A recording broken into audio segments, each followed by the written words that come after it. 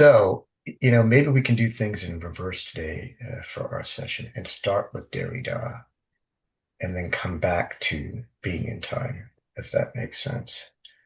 But then in order to do that, typical Derridean, we might want to just quickly look at where we left off with being in time. Not to get into the text, we can do that later. But here's being in time, section 6. Um, all those different registers of historicality. Geschehen is historizing, which is not historicity, which is not history in two words. Geschichte, Historia. It's not the historical craft. Historiography, as you both know in English, is the history of historical interpretations of a particular major event. Let's say in the Western context, the French Revolution, or Nazi Germany in the 30s. So the subsequent history of historical interpretations to come to grips with the past. It's none of those. And it will all be rooted in temporality, which we haven't gotten into, and he hasn't even gotten into it. Section 6. And the most important is that we still haven't gotten to the term destruction, which appears here on page 44 in Quire Robinson. Question of being is recursive to destroy. And then he tries to interpret destruction as something very positive, not just negation, annihilation, dismissal, detachment from the past. So this is where we got to go back to. We're leading up to the word destruction. Falling prey to the tradition, the tradition becomes master. So what's he up to, even in his own quote unquote method, as he's trying to destroy certain common sense notions of time and history and in the Circle Project for philosophy. And so what is he saying about time and history, but what is he also presupposing in his use of those terms for his method, which is the Dasein analytic. That's just about thinking about the question, positioning herself in the question, formulating the question as he says, no answer, and therefore no fundamental ontology. It's the Dasein analytic. And of course, monumental debates about that. So time, temporality, and history. Temporality with the big T is the horizon to put all these questions about all those terms, under scrutiny. That's part of the destructive project, but we'll get to that. So the Derrida, which we haven't done in a while because we always start with Heidegger, chapter 7.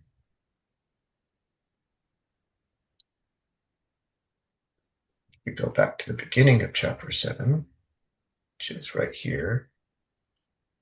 Kind of throws himself into language, speech, writing, all the big themes for the 60s and, of course, beyond. And the critique of the individual subject, the subject as self-present, another major theme that will emerge. This incredible notion of the exchange within the institutive community, which we'll come back to. The Husserlian dream of ideal objectivity beyond any kind of empirical sense, certainly against any transcendental subjectivity of positivism.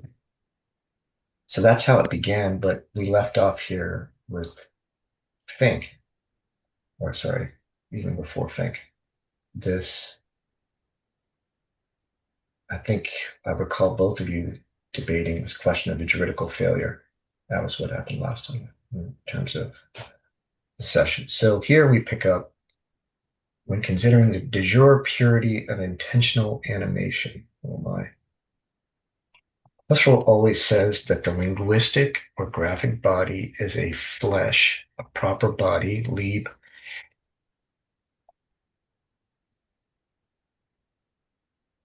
Sorry, Lieb, not Lieb, knee. So Lieb, or a spiritual corporeality, geistige Leiblichkeit.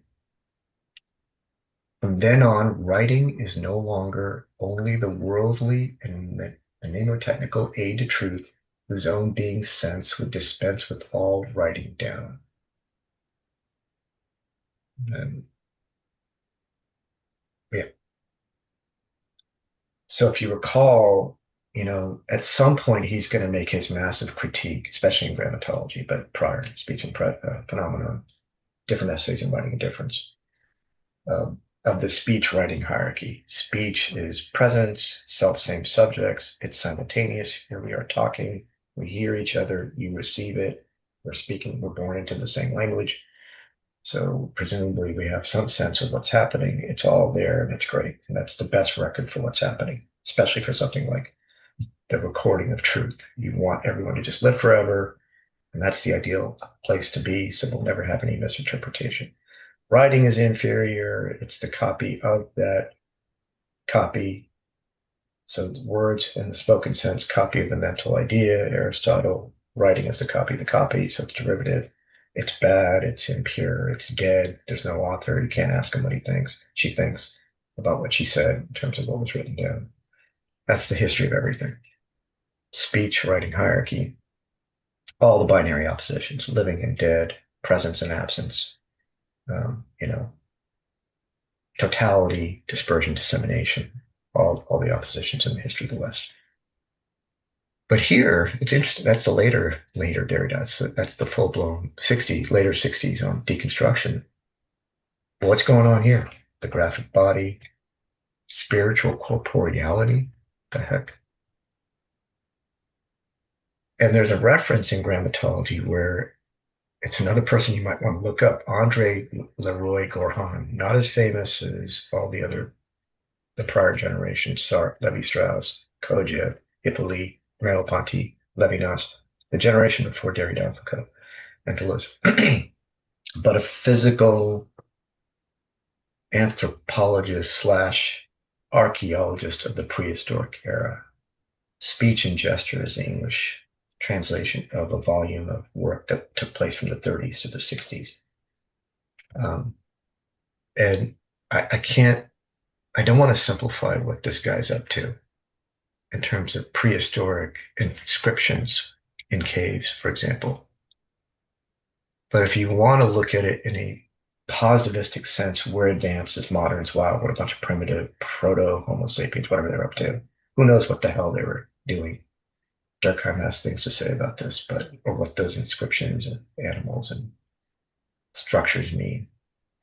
But and it's not Freudian either in terms of Homo erectus and standing up from the primates who were on the ground, but it's can writing, if whenever it did emerge, which we can never really pin down, be this kind of extension of physicality, like an extension of the hand, before there's a subject-object split in some kind of plane of immanence.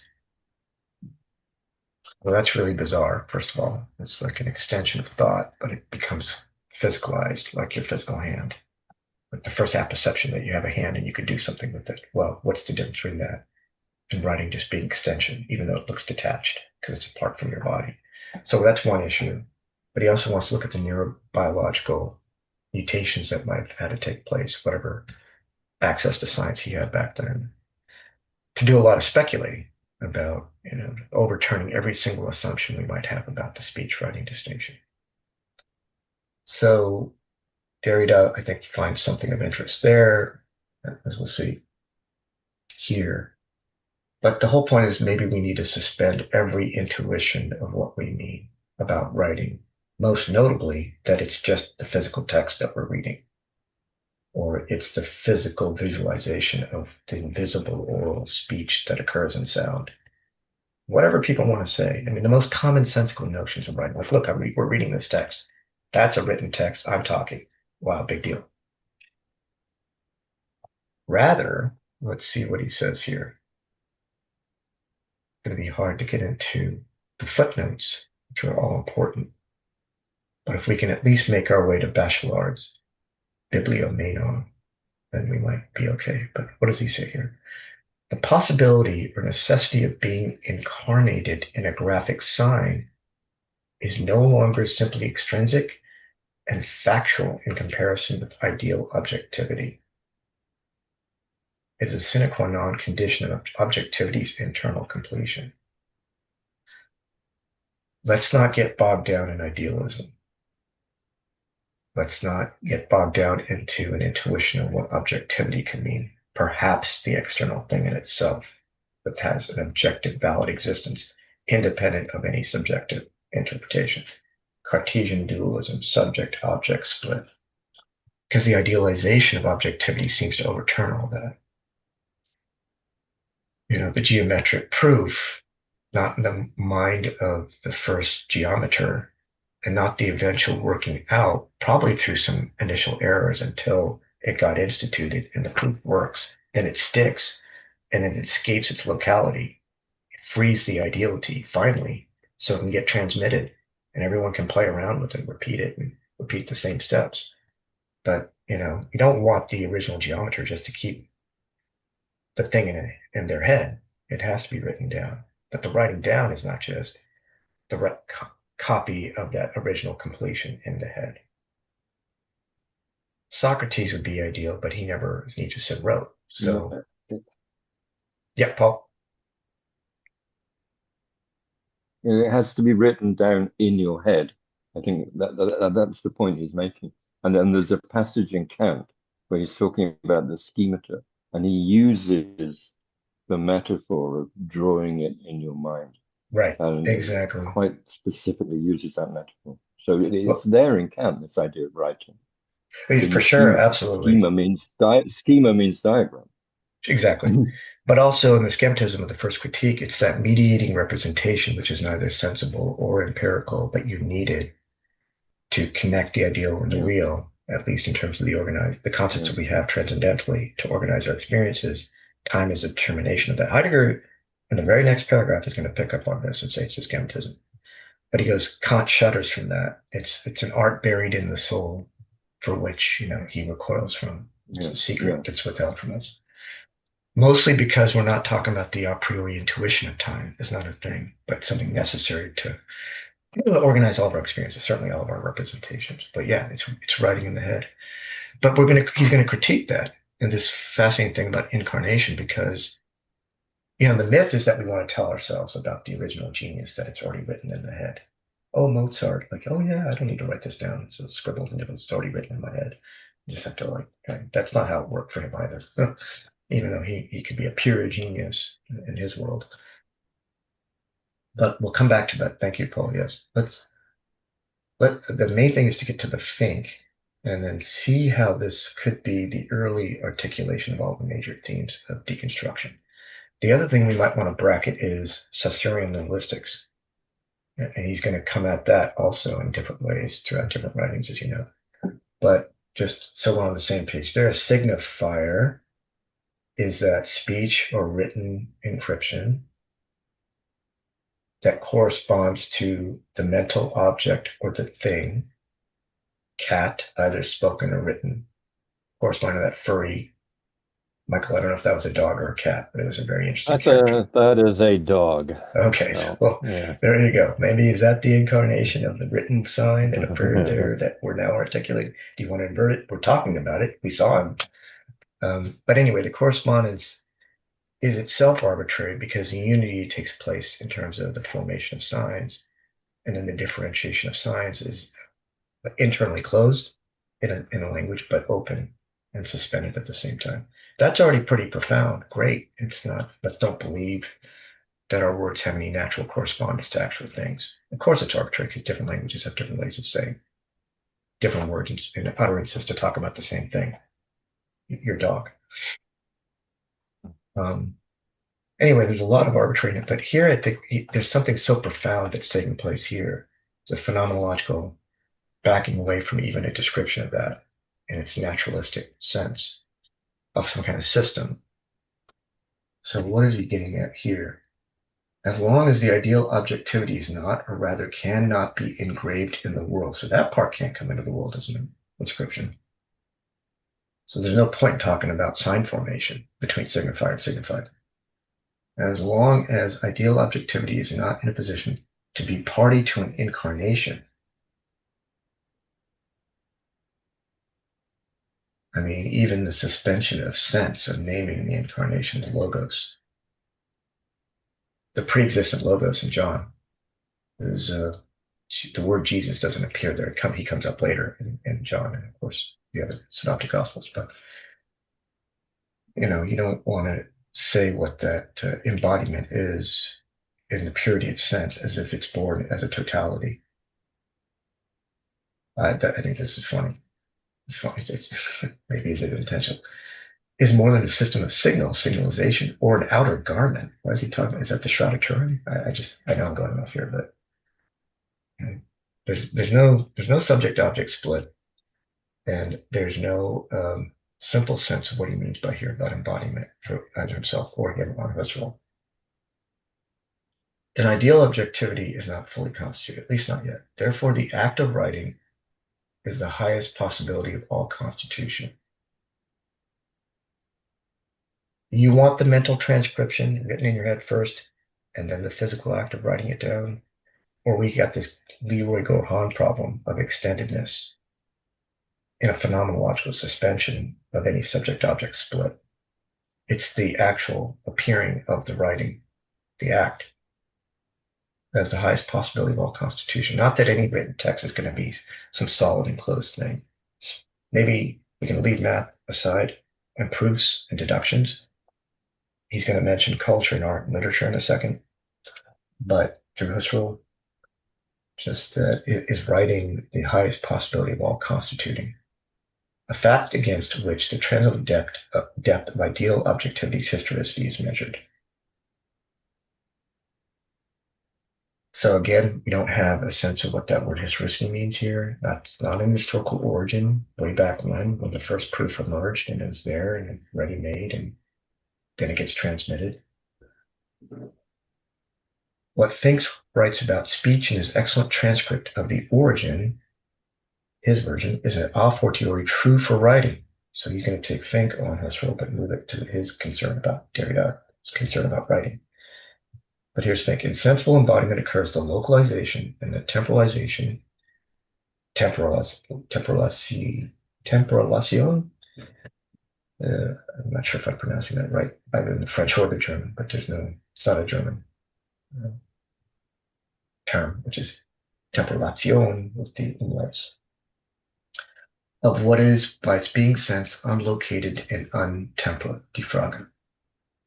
Such a formulation remarkably sharpens the problem and awakens a peculiar virtue in language. It clearly translates Husserl's exacting effort to catch the ideality of thematic sense and words in their relations with the linguistic event.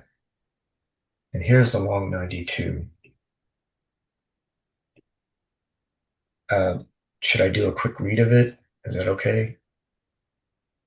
It's inescapable. We have to do it, unfortunately, because it has this aporia of what's being bounded and what's being freed in the act of writing.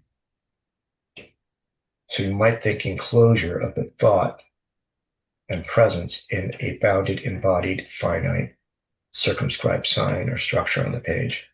Well, why is that also the moment of freeing the ideality, which is not the ideality in the mind, to imagine everything, hence the possibility of all scientific truth. And if you want to follow, well, I'm not saying the analytics do that, but if the absolute ideal is to follow scientific truth, then we should all do that too and everything else. But the point is, like, what is the constituting that makes that possible? The sensible embodiment has the peculiar qualities, l'étranger, of both senses in habitation of the word both, and here and now use of the words ideality. In the first case, embodiment is at its limit in the inscription of an absolutely free and objective ideality. The transmission perdurates the continuation of the geometrical truth. It doesn't erode over time. It's not entropic. It's not a star that's going to burn out. It's there, it's glistening, it's clear, apparently eternal. It's fun for a kid studying geometry for the first time. But in order for that to be possible, it had to also be bound within the bound ideality of the word, or in general of a more free ideality within a less free ideality. What's the aporia here? Just literature trying to describe something and it's infinitely interpretable. Who knows what the author thought, got at, like a great novel. What we get out of it, it kind of repeats itself. It gets passed down. A canon's formed. It becomes a standard to judge.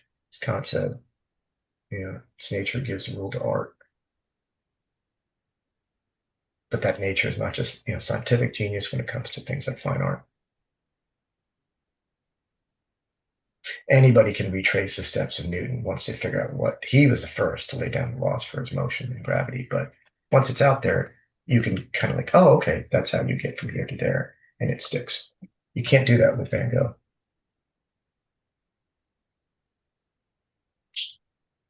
In the second case, embodiment is that of a necessarily bound ideality, that of the word's identity within language in a real sensible event. But this last embodiment is still done through another step of immediate ideality, which Husserl does not describe, but which we think can be located on the basis of strictly Husserlian concepts, typical Derrida. It is the question of ideal forms or vague morphological types, a notion that we will have occasion to specify further on, which are proper to corporeality of the graphic and vocal signs. See, that's interesting. The corporeality of vocal signs, physical sound, corporeality of a soundless inscription or text, but it's still corporeal, so therefore somehow embodied. Is it the embodied of sense? Is that what floats? Is it the act of encircling for the embodiment, for both? The forms of graphic and vocal signs must have a certain identity which is imposed and recognized each time in the empirical fact of language. That's just us talking and trying to understand. I just said something. I'm not trying to trick you. I don't mean something entirely different. When I say, talk, speak, say something, there's a certain amount of trust that goes in when we're talking to each other. I'm not speaking a different language that you don't know. Without this always intended an approximate ideal identity, that of letters and phonemes, for example, true, no sensible language for us humans. Animals may have their own. No sensible language would be possible or intelligible as language, nor could it intend higher idealities. Naturally, this morphological ideality is still more bound than the word's ideality. We'll see what we can do with that.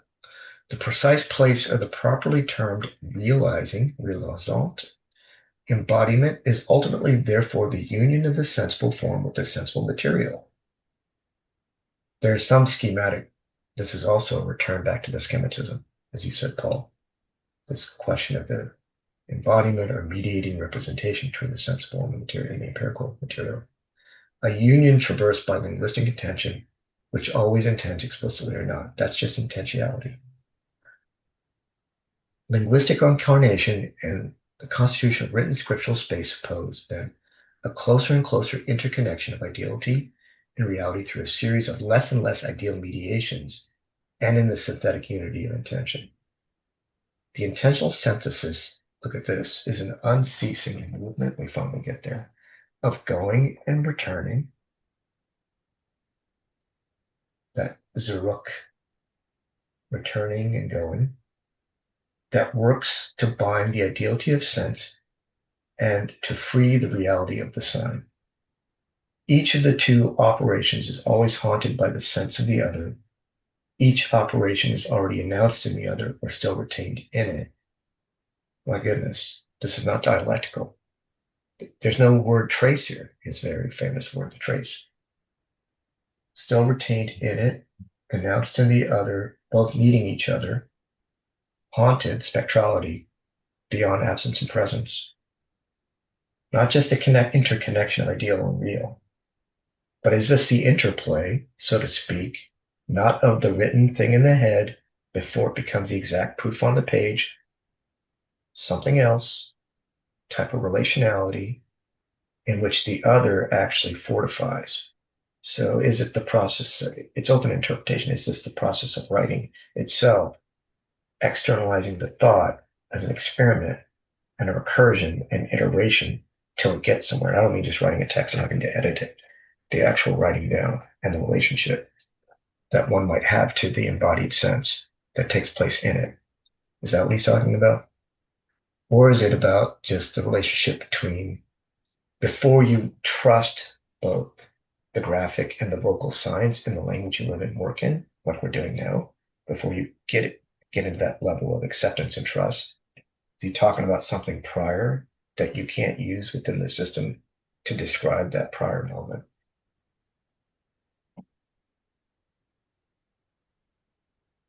Or is it as something as crazy as totally suspending your subjectivity and trying to philosophize about speech and writing itself? Because that gets very, very difficult to do. Like we're in it, we have to assume so much because we're talking right now and we're reading a text, but to suspend those two common intuitions of what's happening.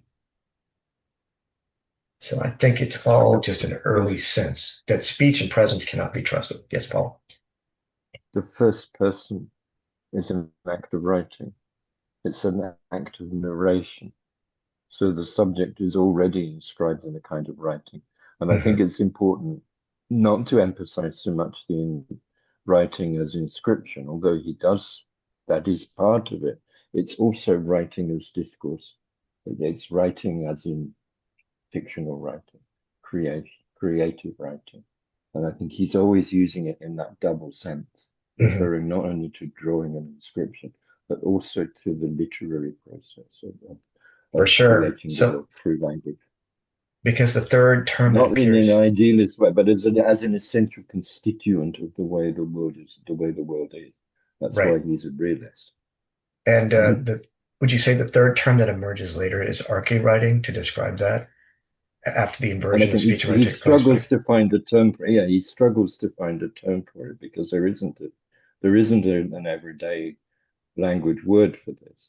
Yeah. I mean, I think writing in that double sense, I think is the closest he gets to Yeah. anarchy writing.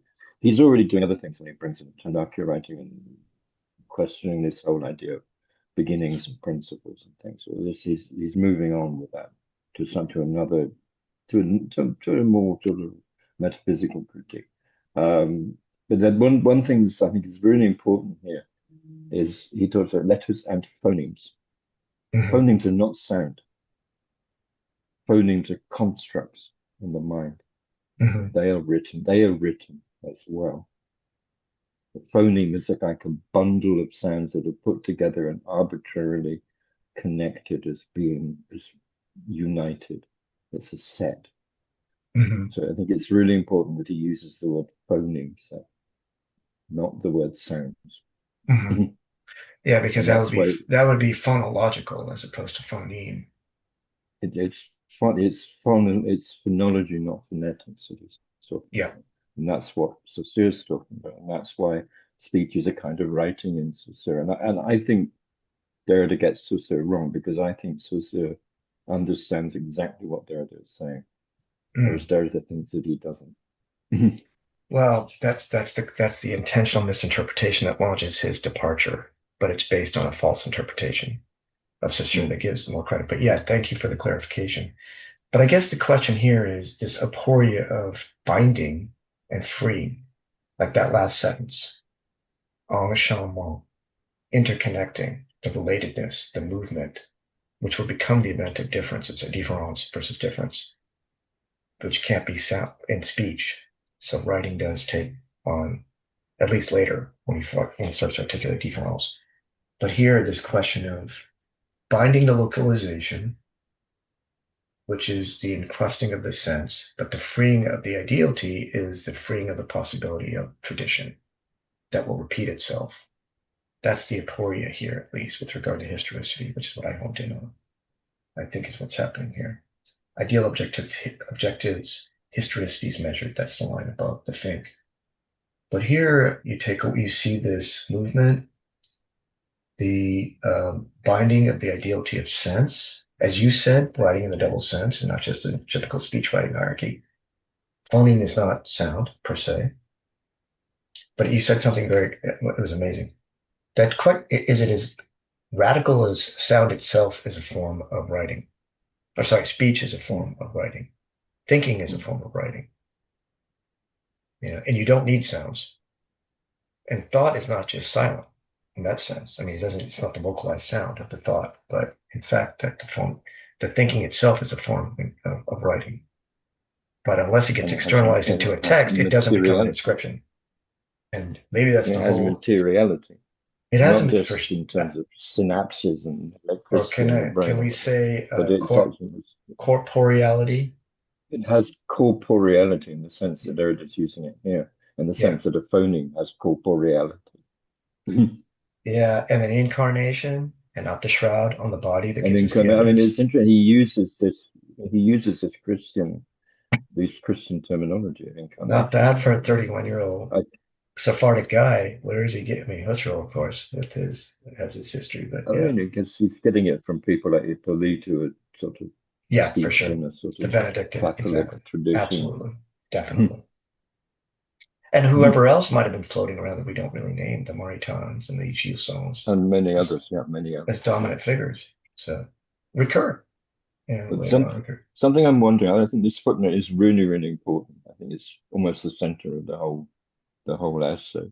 Um, Another point. I don't know if you know the answer to this, but at the end there, binding is in inverted commas, and then it's translated as interconnecting, and then they put the French enchaînement in square brackets. Does that mean that the word bound earlier on translates enchaîné, or is it a I different don't word? know, I don't have honestly, the French here with me. because in the So I wonder why German, they put enchaîné. yeah, interconnections, it could be interrelation, relation of relations, and the Zusammenhang, which we're gonna have to get to in Heidegger for sure, but also for Husserl. Whereas the binding, and you tell me the French translation of enchaînement, unless you're just saying enchaining, linking. What do I you do mean, with the it French? has this idea of things being linked in the chain, and I feel it's a reference to socio. That all Yeah, that would all make all sense. the everything's linked through difference. I mean, he's not using the term difference here, but that's the Saussurean idea, and it would seem to be a The reference to signs are the signs are linked sociogenitive. through their differentiation, and it's not dialectical identity and difference, but it's that play of differentiation that It's binds the great, isn't it? signs in the system so they can just sort of work together. Yeah, interesting. Well, the But interconnection. is that what is he referring to the same idea when he talks about bound and free earlier on in that footnote, which is important. And it's a continuum. He's constantly saying less free, more bound, higher. Yeah, He's using less these free, more bound. comparatives all the time. But that's also the question of being haunted by the other, bound to that other, already there, announced in the other, and the reciprocal haunting. Their movement event. Nisarga, do you want to? I see. Come Yeah, in. so this is slightly off topic, but I recently came across this idea of the transcorporeal, which is by this post-humanist thinker Stacy Alaimo. I just came across this through one of my scholars. Hmm. Uh, so now that I encountered the word corporeal here, I was just thinking that like having read Derrida, it's not so easy to like project a trance so easily because as you may realize here by reading this that every sense of the corporeal and the trans corporeal is always bound in a certain sense, like there's always this other of the corporeal, or Mm-hmm. rather the corporeal other haunting the whatever post-human you may project. So, very often in case of post-humanism, I find this kind of like it's a cavalier attitude of like projecting a trance too easily, Hmm. whereas Derrida might like this dialectics of trance and corporeal, which is so easily projected by the post-humanists. Mm-hmm. And here, reading Derrida, you really rather feel like you should be more careful about such terminologies, that it's not so easy to get out of the corporeal, or like the corporeal itself is quite like as we noted, it's quite haunted in itself, right? You know, So when I, that's yeah. came to my mind. By the way, it gave me a flicker. You know, the guy that's not named here, which is all important. He's hiding back here because you mentioned Hippolyte, Paul. But Nisarga, the phenomenological reduction of the corporeal in Merleau-Ponty after phenomenology perception, leading up to those posthumous Right. essays in the 50s, visible and the invisible in the flesh, If you think about it, he's talking about the act of seeing getting embodied itself when it leaves. It's not just what we see in the artwork, for example, or the image, but it's the direction of that gaze. Foucault's going to pick up on this too, early Foucault. It's the objectification of not the scene, which is the image or the artwork or the painting, and it's certainly not the psychological, scientific, neurological activating sight. If you have sight, people don't, people are blind. But the embodiment of the act of seeing itself that doesn't require the seer and the seen. And he goes off on some weird directions, if you all recall, about that extendedness. He also mentions a fourfold that's not binary between subject and object. It's places in Mm-hmm. the world for meaning and signification. But that guy really meant the materialization of that.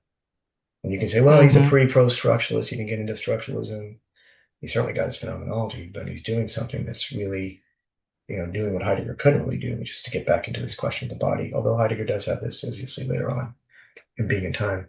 But yeah, it's the Husserlian reduction of that is not just the physical body that I can carve out myself as an object in space and Yeah. time. I'm 5'9", I weigh this much pounds, and got brown skin. That's not that physical structure, but it's the Yeah. suspension of where I might feel something begins or ends with regard to that. Fanon has a, when I talk about race, for example, that he picks up on this in Black Skin, White Mass. So for those of you that identify as white, sorry to put you on the, or as constructed as such, or identified as such, born as such, whatever you want to say.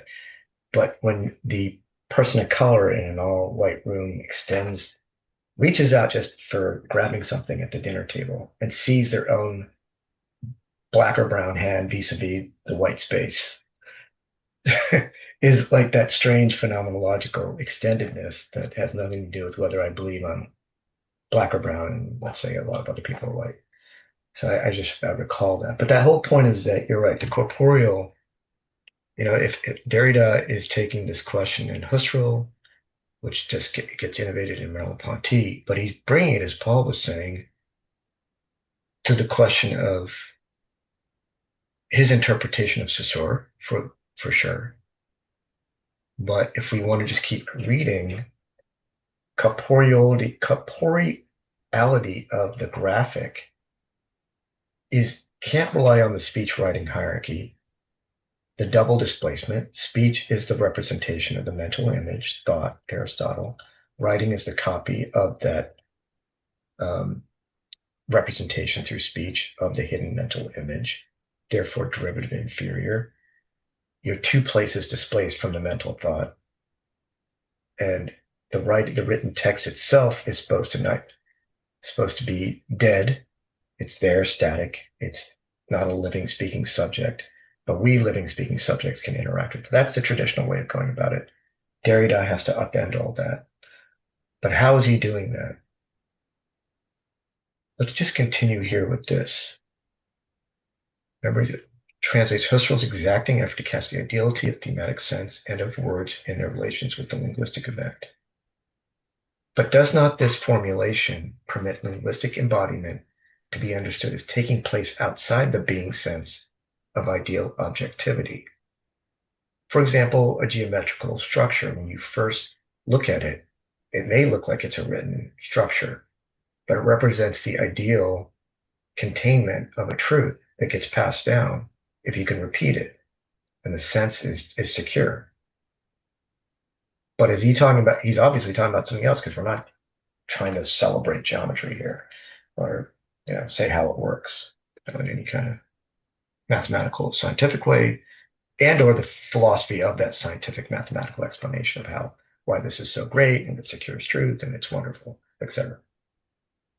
Is he talking about something else as occurring or unexpectedly happening in addition to the being sense? What is that alterity? What is that difference that can't be captured? What is that event at Ignis?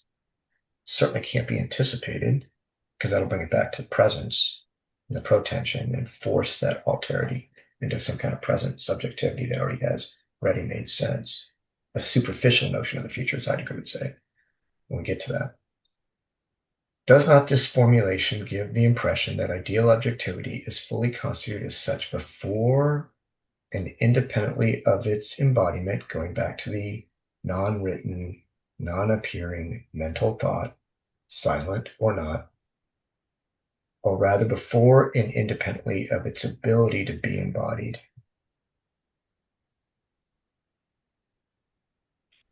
Let's look at this paragraph here. This is key because it will help us before we try to unpack that. But Husserl insists that truth is not fully objective. I look at this i.e. ideal, intelligible for everyone. That's a nice simple definition finally of objective. And indefinitely perdurable, lasting, continuing, transmitting, as long as it cannot be said and written. Wittgenstein, whatever we can't say or talk about, has to remain in silence. The mystical component of the Tractatus. Or is it the limit, of course, the analytic limit that he sets? Ideal, intelligible for everyone, and indefinitely perdurable. This perdurability that's cool. Perdurable, continuation, lasting, durable, extendedness, time as, that finite stretch of time that doesn't suddenly stop. Is truth's very sense? That's another definition. That's what truth is, okay? That's its sense anyway. The conditions for its survival are included in those of its life. Undoubtedly, truth never keeps the ideal objectivity. Origin of the geometrical proof, the process by which you got to there, the event of it emerging, the fact that it's there, all those things, and not some linear sequence. It's the happening of that. Undoubtedly, truth never keeps the ideal objectivity or identity of any of its particular de facto linguistic incarnations. And compared to all linguistic factuality, it remains free. So, Paul, is that the definition of freedom? It would seem to be, yeah. That's crazy because, as you said, it's not just a graphic, and it's not just the phoneme is not spoken. But this freedom is only possible precisely from the moment truth can be said or written, and that requires human subjects on the condition that this can be done. It's that two before the one. It's the non-origin of the origin, uses later Derrida, that you needed something, arche or prior, for this to happen. Don't use what happened afterwards as the structure to understand that arche moment. You can say it's lost, the trace appears by erasing itself. But then the event of that erasure also is retained. The haunting, it's in Lucien Gramme. Paradoxically, the possibility of being written permits the ultimate freeing of ideality. So what is that there's a possibility for something to be able to be, let's talk about Heidegger, Dasein. Possibility of being written, but that frees up the ideality. Now, the art, as he gets into this next footnote, the text about the literary work or the artistic work, because literature for Husserl, as he says, is just everything written down, and then literary work, aesthetic works, is a specific branch. But what he does with Mallarmé, I think it's in dissemination, right, Paul? That's when we really get into this question of who or oh my gosh, I'll remember. But the novelist, is it Rob Grier? The No, young it's novel. Philippe Soler. Philippe Soler, but Philippe No, Soler, there's another guy, not the Genet, but in the 60s, is it Telkel? Is it Philippe Soler? Yeah, right, for the 60s Philippe Mallarmé. Soler was the Telkel guy married Telkel guy. to Julia Kristeva, I believe. Yeah. So this possibility of being written permits the ultimate freeing of ideality. You're not just writing anything and scribbling nonsense, although Husserl is concerned about sense and nonsense in philosophical investigations. And you don't want to say that's ready-made and it's formed. And you don't want to say the act of creation is something like a literal transmission of the commandments or the divine inspiration of the text. He'll go against all theodicies and theologies. He mentions that. Beautiful quote. If the ocean was all the ink and the earth was a big piece of paper, it's a rabbinic quote from one of the Talmudic texts. That wouldn't be enough to write the names of God.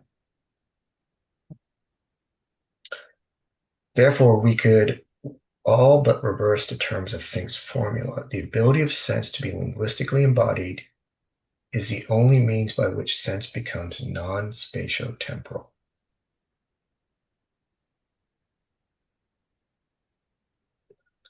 Linguistically embodying the ability of sense,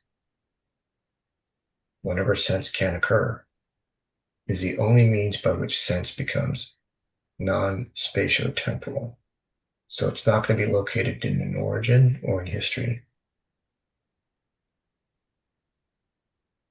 Do you think he's saying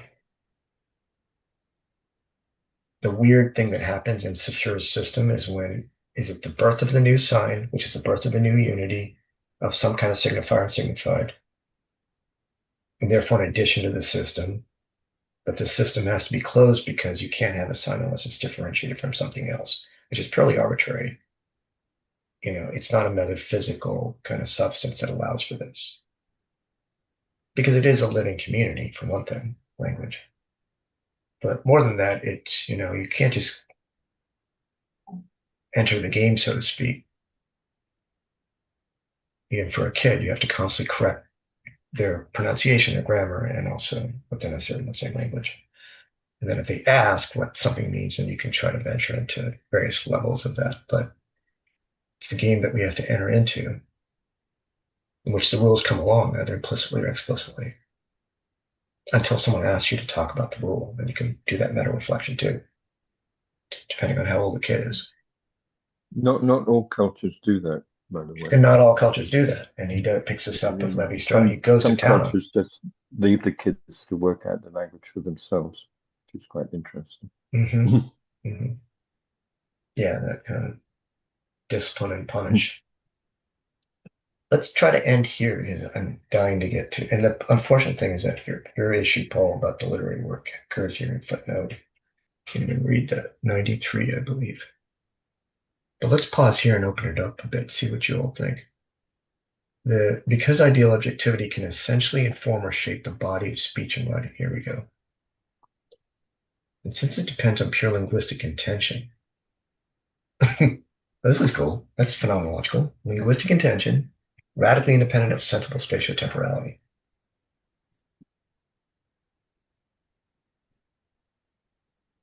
Heidegger's tradition, we got to get to that part. And it's so strange that, again, this simultaneity is taking place and why we're looking at that particular section out here.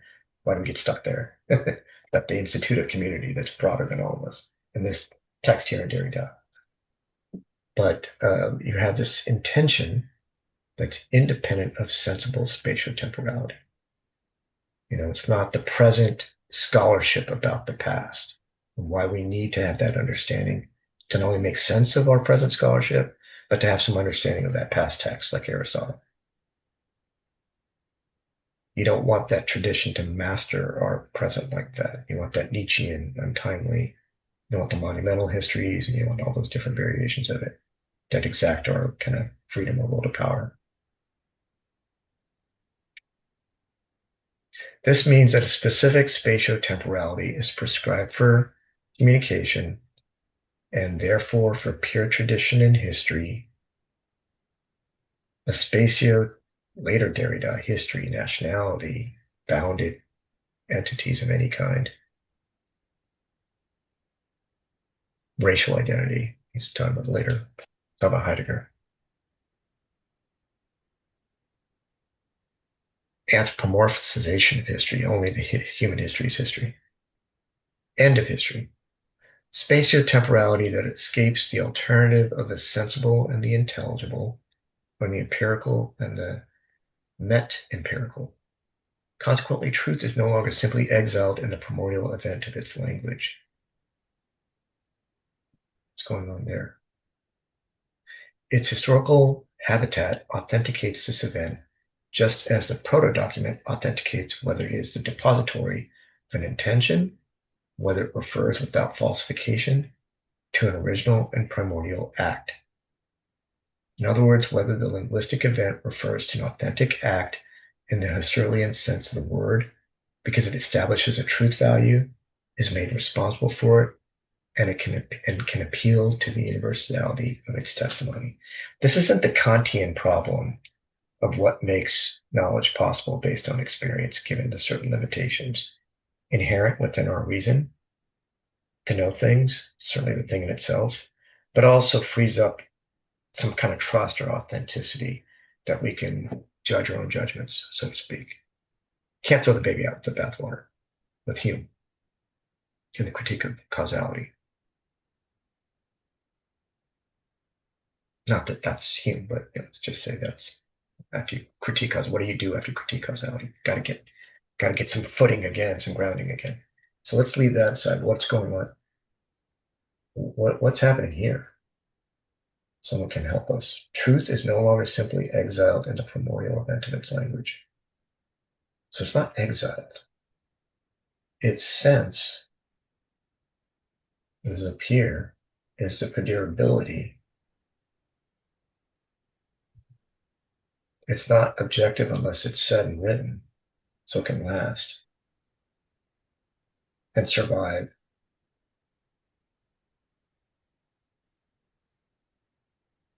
But the possibility of being written, possibility graphique, permits the ultimate freeing of ideality, the free-floating ideality, independent of any original act, that allows it to be pure. Certainly this pure tradition of truth, history, truth, science, math. Not science goes through revolutions. Because math is cumulative. I don't know if it goes, that's beyond my scope here.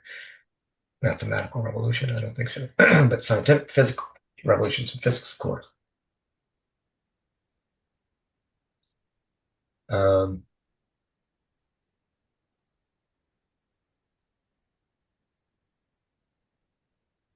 I mean, I guess if, again, this is just crude, but we don't want to go back to the ready-made human subject that does the first instituting act of those first geometrical truths.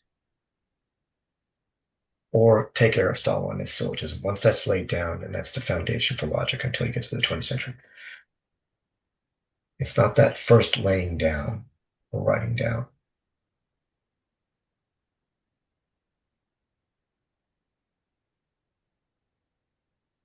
It can't be self-consciousness of that first laying down that you can think while you're doing it, while you're working out that written text, think about what is going to appear and perdure once it's finished. So it's not that either.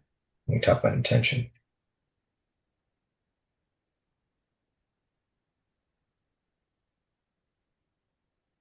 Refers without falsification to an original and primordial act, proto-document, historical habitat, event.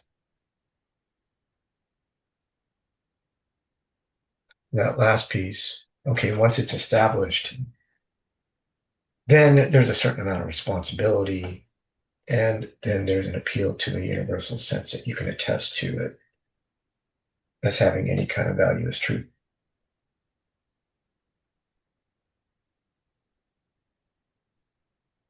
And then as he moves forward, he's going to end of the book, beginning of writing grammatology. But yeah, the critique of the whole notion of the book. The Bachelard quote brings in, I'll just refer to that because I do want to move to Heidegger. Let me just, if it's okay, keep going. We'll end with that. Bachelard, a philosopher of science, very important figure of the 30s and 40s. Husserl thus indicates the direction for phenomenology of the written thing. That's cool. But again, later Derrida, not just the book, but the physical text. Because we're talking about a phenomenology of the written thing, specifically treating the book and its unity as a chain of significations. Now let's just for a second suspend that, oh no, you can't get to any kind of final interpretation of any kind of book. It's open, although there's nothing outside the text, there's nothing but this text that's infinitely interpretable, iterable. It can be repeated in so many different ways. Or the book is writing itself, even though it's finished. As you said, Paul, reading is writing. I don't know if you said that, but to get to that other sense of writing, duplicity. So we're not talking about books as a final content that it's either a final content or it's open interpretation. This is just the phenomenology of the written thing. This unity can be more or less ideal and necessary and therefore universal according to the book's sense content. And there's 93 that launches this long statement about literature in general as all work. Let's distinguish literature in a broad sense, the realm of all written discourse, and literature of literary art. Very crucial distinction, and we can come back to it. But let's go to the main text. And not only that can that ideal unity be more or less bound to factuality, but also according to numerous and completely original forms and modalities. Moreover, the relation of the exemplars to their archetypal unity is undoubtedly unique among the reproductions of other cultural formations, especially those of non-literary arts. Finally, the book's proper volume and duration are neither purely sensible phenomenon, there you go, not a close totality, nor purely intelligible noumena, the hidden thought that has an intelligible sense or structure. That's not the physical artifact. Their specific character seems irreducible. The being of the book, wow, that sounds Heideggerian, ontological difference. The instance of printed thought, the instituting act, whose language is not natural. Bibliomenon. There's your Greek poem. They're real quotations, don't they?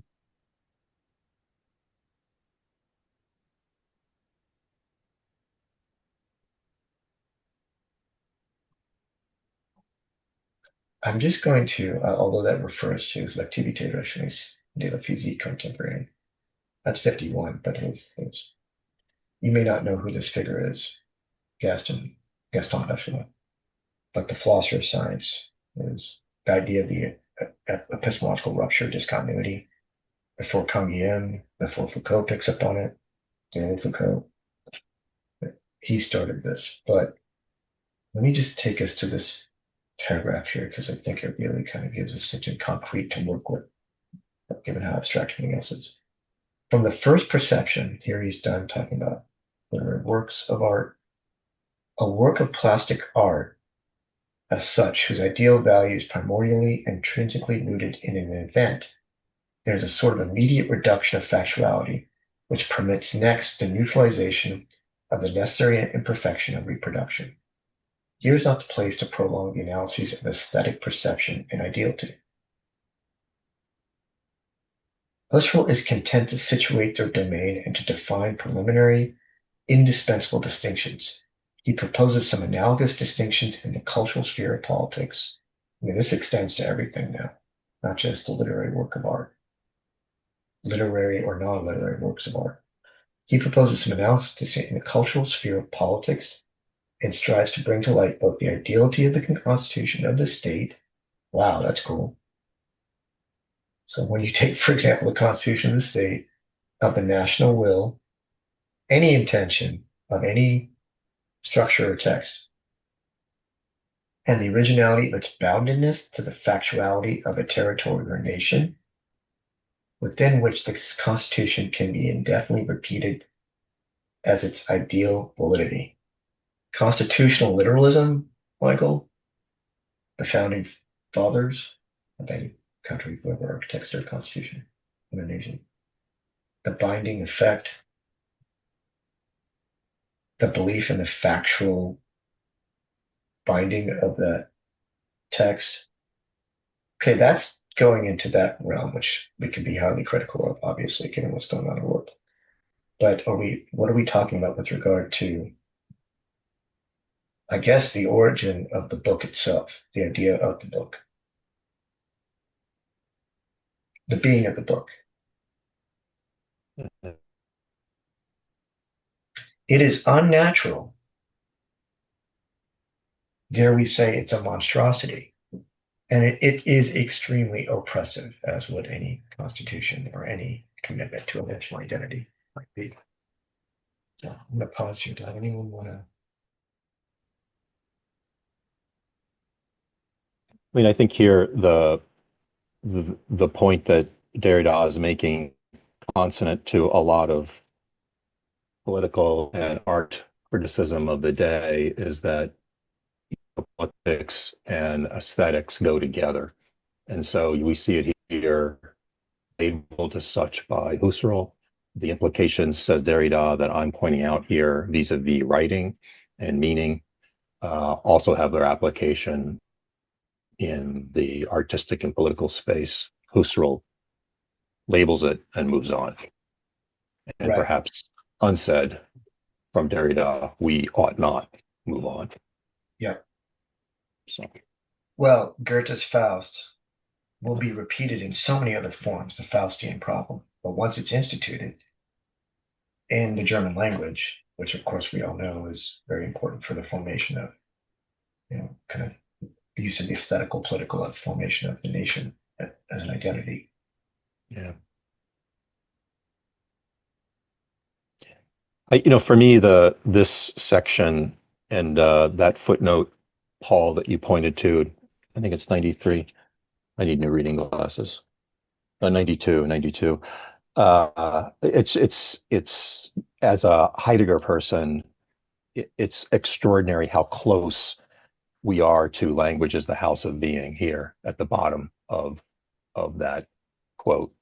Language frees the ideality of sense then in the very work of its binding and interconnectedness. I mean, that's language, that's authenticity, that's ereigness, that's, that touches on so much of the Heideggerian project. It's just really spooky to see, and the letter on humanism has been out for a while, right? So he knows of it, but it's spooky to see it emerge in this fashion with such extraordinary attention to the mechanics of Husserl and the origin of geometry. It's amazing to me. It is. And in 47, Beaufray, he is aware of that. And of course, everybody knows that language is not just language too for Heidegger and the meditations on it, Yeah. just like the work of art. And house is not a physical house, not a Hütte. And he never names being. Early Heidegger, later Heidegger, ontological difference. But then being withdraws, not just the Nichtigkeit, but the sending and the truth of being, the destiny, the technology freeing, both the danger and the freeing up, the saving. But the Agnes, and then maybe getting to the fourfold as well. But yeah, but here is this a dig on that very Heidegger when he says truth is no longer simply exiled in the primordial event of its language? Substitute truth for being, primordial language to house of being. No, I think that point is, to me at least, it's not that truth happens to be stuck with this language problem, but that it is in and of itself a language problem. Is the language problem, but also the sense-making problem, which takes us back to that pre-linguistic Husserl, which he wants to bring into this. Well, he's getting to this through that, and there's a point where I'm like, Husserl, speak up for yourself, man. Don't let him push you completely. I don't know when he died, in the late 30s, 38. And it's really... He'd been dead for a while. But he has to come back. And one difficulty I've always had with this text is distinguishing where Derrida is paraphrasing Husserl or interpreting him and where he's diverging.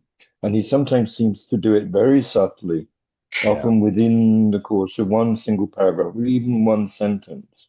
And I think there was a paragraph here that was a very good example of that, where he talks about intentionality.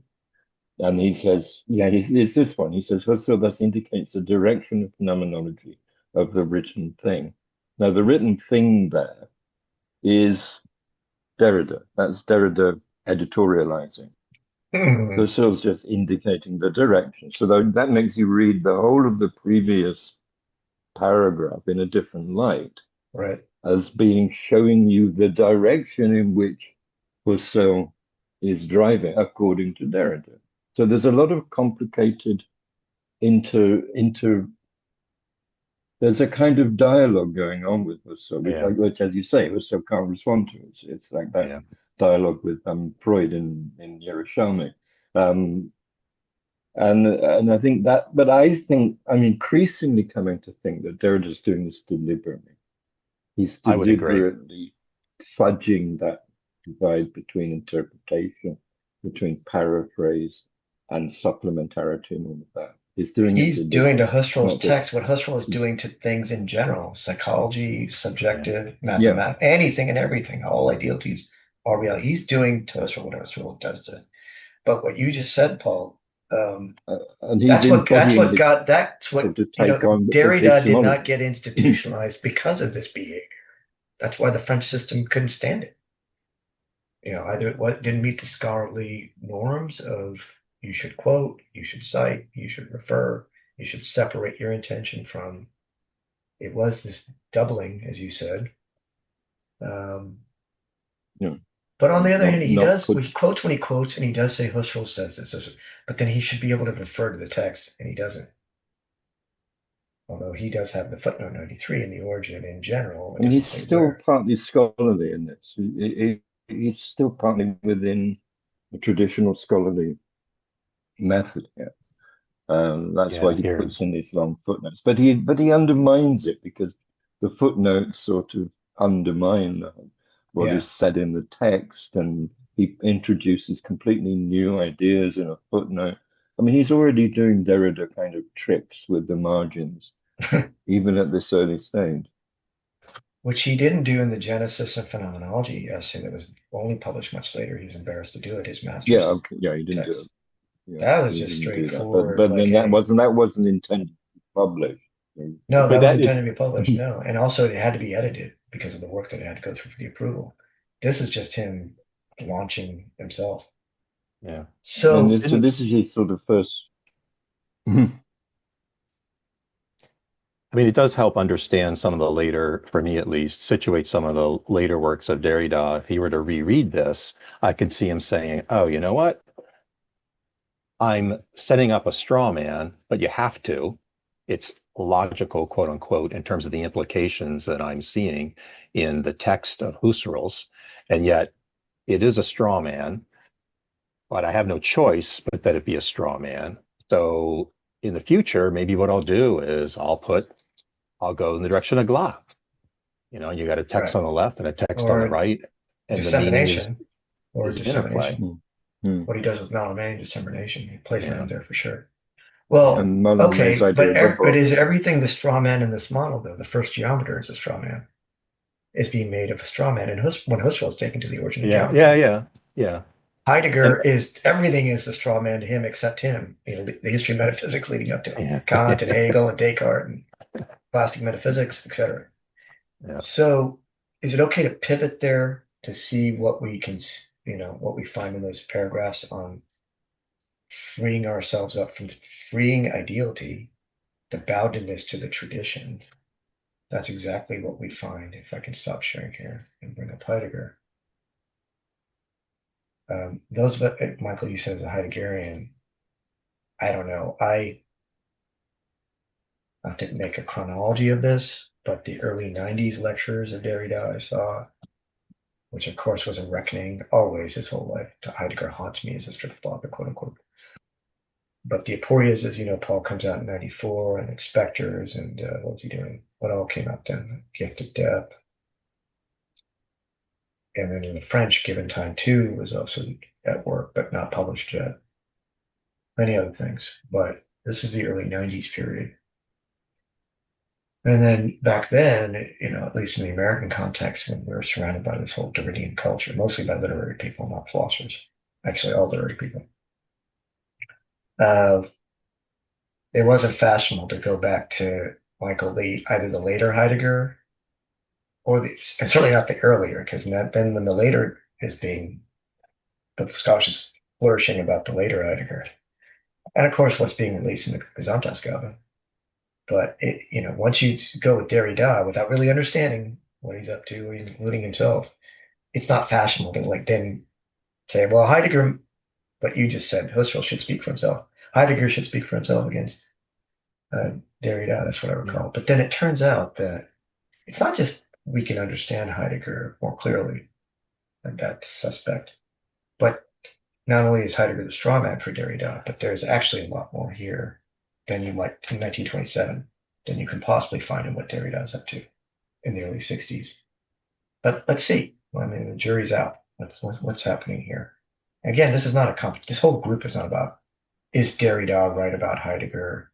Is Heidegger better than Derrida, or who's got what right? And the whole idea behind this was to just put these things out there together and see this force field, spiritual corporeality, interconnectedness that's irreducible to either thinker or text. The back and forth movement. Okay, so let's look at this here. We have to just tell you when we'll stop. This word of destruction and why it's not the later nothing that becomes very important for a lot of Heideggerians right after being in time. It becomes, it fructifies so much in Heidegger scholarship as he transitions to the quote unquote collapse failure of fundamental ontology, and then the transition to the what will become later Heidegger. Okay, so when tradition that we fall prey to, that we fall into, fall down to, but also handed to us, we deteriorate into, is that the falling? Is that the perishing? Is that the inauthenticity of being back in the world, even thrown, futile in our essence, because we're possibilities that can be anticipated or not, but they're always happening. We're incomplete as long as we are. It's never reduced to the present now. The mystery of this ecstatic temporalization will give meaning to whatever this thrown entity is. Being towards death is care. I mean, I know I'm throwing a lot at you, but the point being is that even things like tradition is not the fixed past before us, but it is for most people stuck in a present that want to do scholarship about the significance, the worldviews, the formation of the Western identity, if you want to turn Heidegger into a post-colonial kind of person, pre-post-colonial, decolonial, pre-Nazi formation. But the point is that he's not, doesn't have a favorable view of the value of the Western tradition. He will, in terms of a type of positive appropriation. But why this word destruction here? When tradition thus becomes master, it does so in such a way that what it transmits is made so inaccessible. Interesting. So he's making a judgment about something inaccessible. Think about forgetfulness of being. It's the forgetfulness of the distinction of being and beings. Once you make it a being, try to conceptualize it, make it present. That's the beginning of Western metaphysics. There's a problem with that. I got to reformulate the question on the basis of instituting that difference. And the existential analytic, which is Dasein, and then the fundamental ontology, the question of the meaning of being, their relationship, can't repeat that tradition in many different ways. But certainly you can't, that's what was made inaccessible, because it's become master of us to tell us, it becomes concealed, inaccessible, and what it transmits is not really what the real reduction, so to speak, phenomenologically, with regard to our own tradition, has to be something other than what is self-evident in the transmission. Tradition takes what has come down to us and delivers it over to self-evidence. Oh yeah, this is what Aristotle meant. We all know that. Or the forms in Plato. It blocks our access to those primordial sources, single quote, from which the categories and concepts handed down to us have been in part quite genuinely drawn. Look down here. Heidegger juxtaposes a number of words beginning with the prefix über. Übergibt, transmits. Überantwortet. See, I think gibt is given and giving. Antwort is answering, but delivers over. Überkommene, what has come down to is kommen. How about this one? Überlieferten, handed down to us. Transmits, delivers over, come down to us, handed down to us. Heirloom. Handed down to us had been in part, they choose handed down to us in part, quite genuinely draw. So we don't care about the concepts and categories, and then whoever tells us how to interpret them, and this is what Leibniz means by the monad. Could it be those primordial sources of the sense-making instituting act, like we saw in Derrida? He's talking about geometry.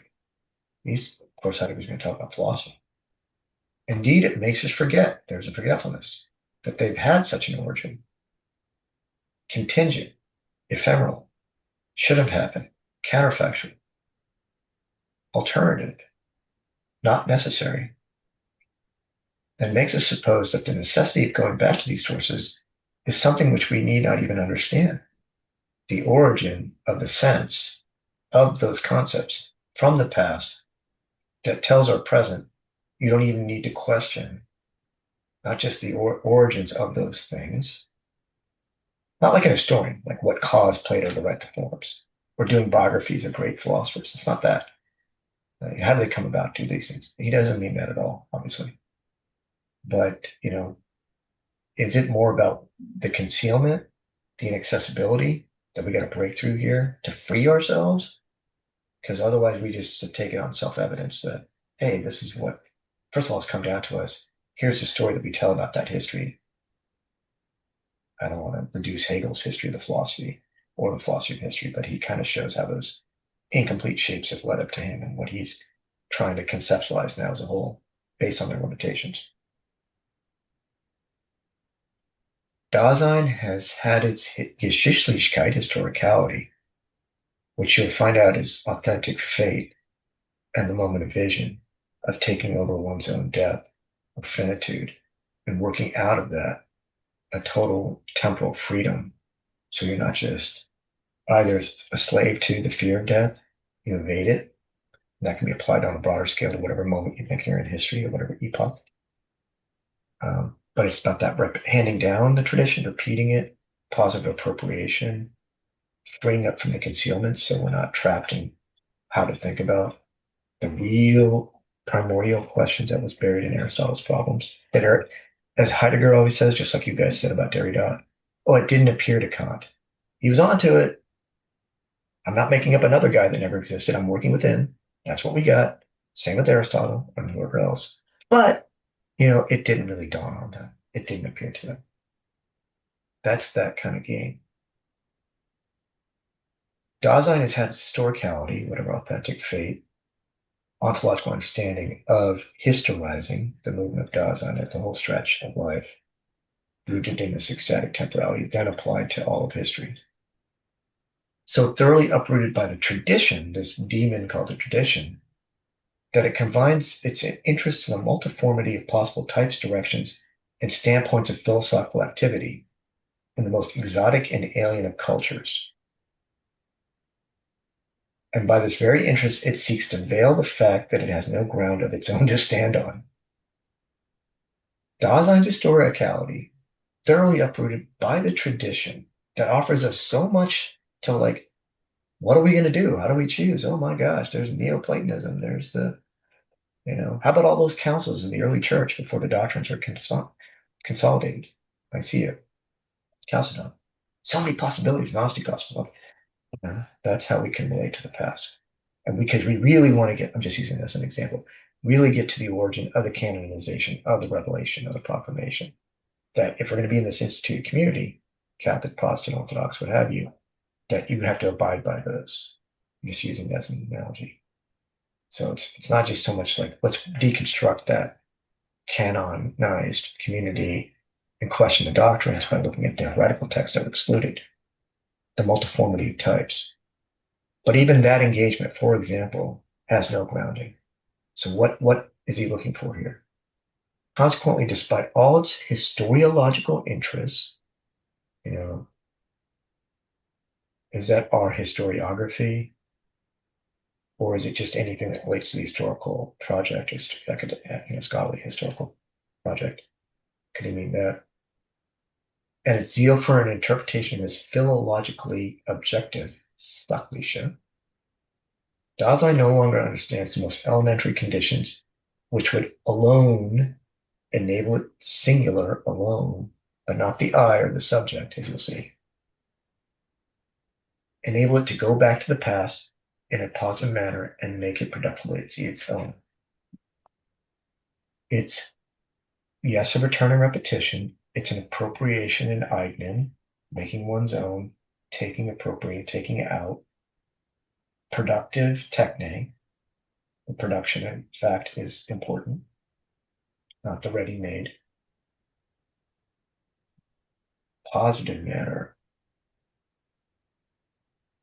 revelatory, emancipatory, liberating, reveal, etc. And Dasein is this entity that inquires as the question of being and its meaning, which is built into it. It's going to turn out that the meaning of Dasein is temporality. That's that circular structure we have to deal with. Time is a reservoir understanding of being. And it's going to be explicated primordially in terms of the temporality of Dasein, which is not linear time and the now point. Irreversible chronological time, something else. He'll say that here, but what does he say about this tradition? We have shown at the outset not only the question of the meaning of being, there you go, is one that has not been attended to, so it exists prior to Heidegger, but no one attended to. It hasn't been adequately formulated, one that has been inadequately formulated, whatever was posed before. And then it's like this triplicitous thing. Hasn't been attended to, inadequately formulated, become quite forgotten, despite in his present everybody's interest in metaphysics. The Neo-Kantians, for example, yeah.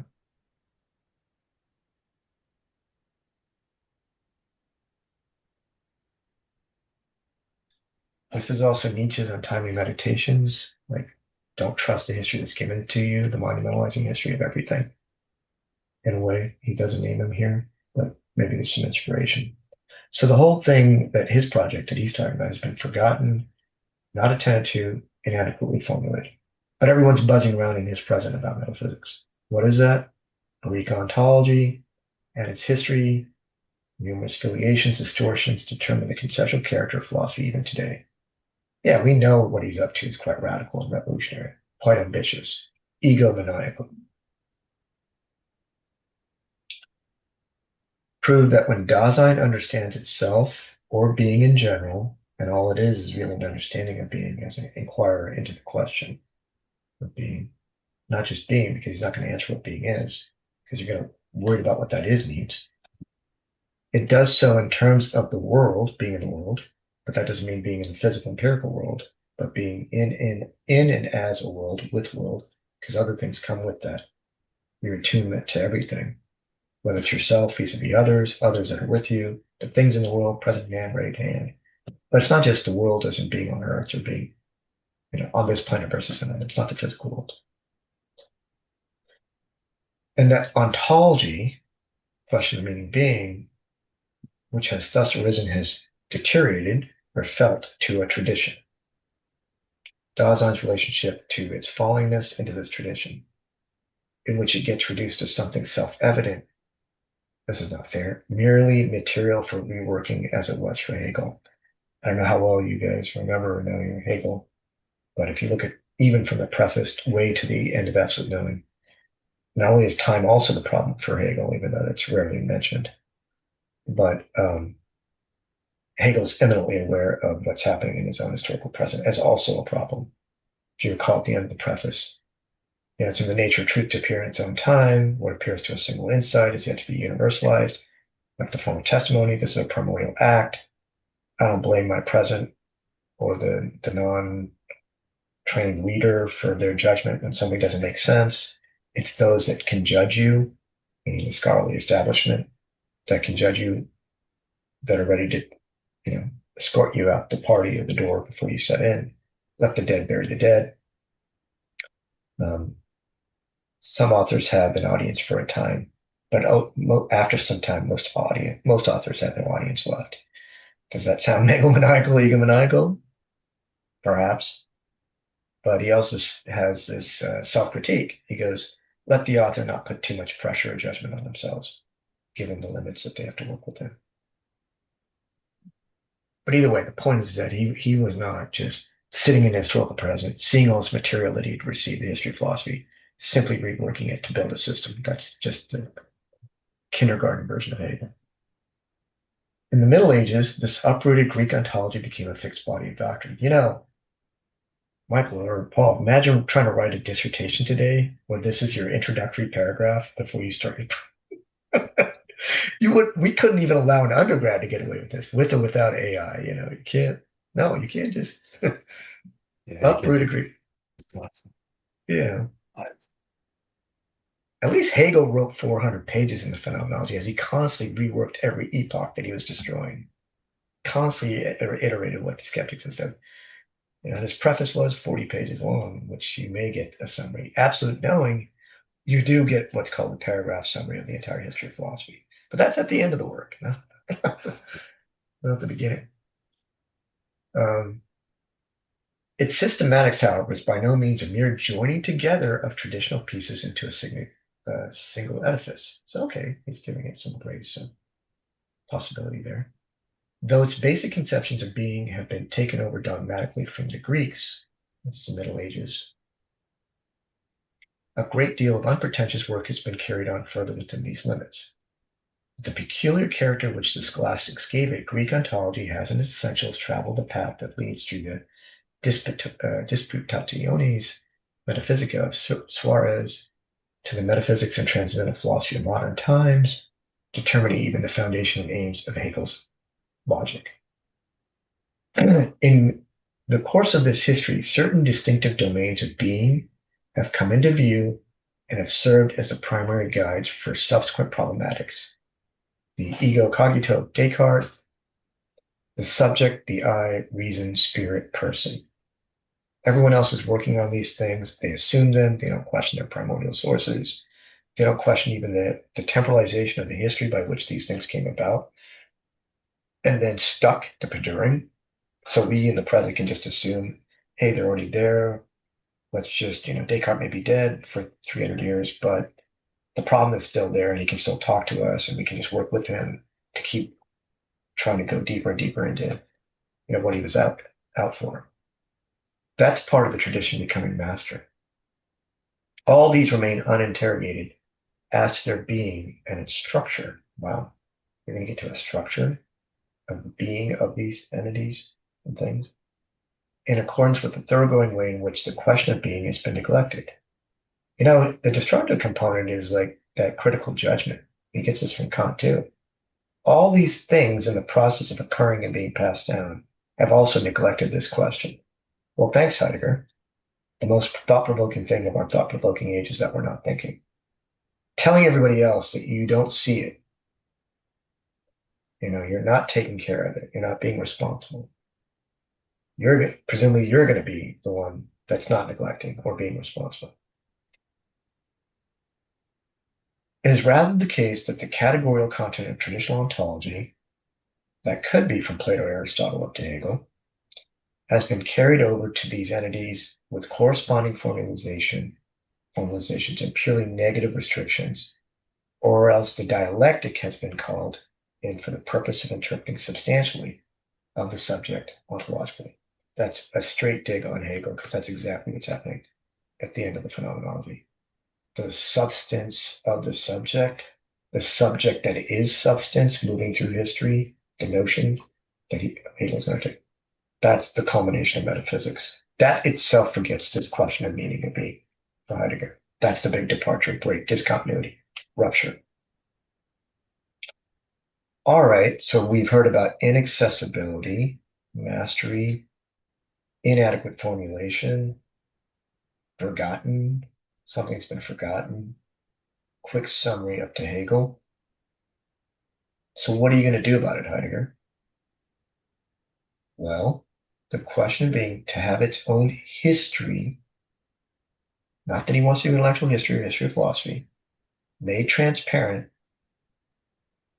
this techne, work, production, art and tradition must be loosened up from the concealments which it has brought about, the encrusted congealings, calcifications must be dissolved.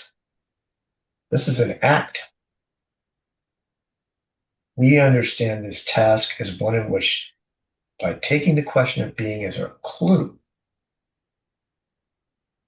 to what? To something else? Time as horizon of understanding being, relationship between being and time. Time is the question, the who-ness of time, not what or metaphysics it is. can't get into the question of being without time. You don't want to reduce time to being. And as you'll see in this text, being in time, it's certainly not being in time. That's the whole thing. How does this whole within timeless even come about? Within history, within time. Therefore, present. That's also an aspect of time in relationship to what's no longer or what's yet to be. Time. How do we become a slave to it? It's a Nietzschean question, too.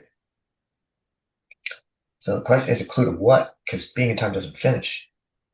You might say Division 2 is about time, Division 1 is about being in the world of being, but you never get to being and time or the and or the relation.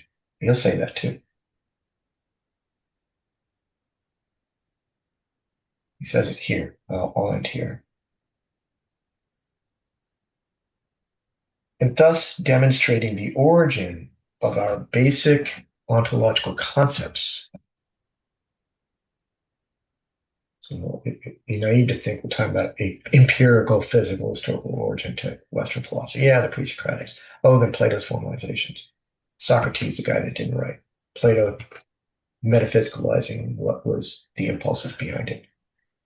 Aristotle responding to all the limits in the questions and then trying to put forward potential, at least through ways of reasoning, ways to get into the question, which is very important to Heidegger.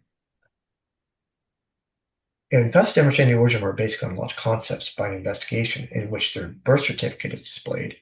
We have nothing to do with, look at this, vicious relativizing. This is not history. It's not like saying, well, the history of philosophy has different origins and they're finite and different ways to pose the question. If he really wants to answer the question of the meaning of being, the opening part, everybody else, it's universal, it's necessary, it's totally empty because nobody knows what they mean by the word. Going back to Plato's sophist. So we're all stuck in this sophistic approach to it. So the antidote is not to say, well, give up on all truth and meaning. We're just going to we're going to reconfigure the question of meaning of being. But as philosophers, we want at least, and he says this of Kant, the business of it is to then institute and found at least either the limits of the approach, if not, if you can get to it, the very ground itself that makes possible, the answer to the question of meaning of being. Anyway, the point is that this is not history or historicism, historicist views about different epochs of truth in philosophy. But somehow it's not Hegel either who's going to culminate, sublate, take it, negate all the limitations, contradictions, and resolve, take to a higher level, conceptualize, and taking up all of history into some absolute structure or system. This destruction is just as far from having the negative sense of shaking off the ontological tradition. I'm just going to be stuck in the present and not worry about all the past and start from brand new, as if nothing occurred.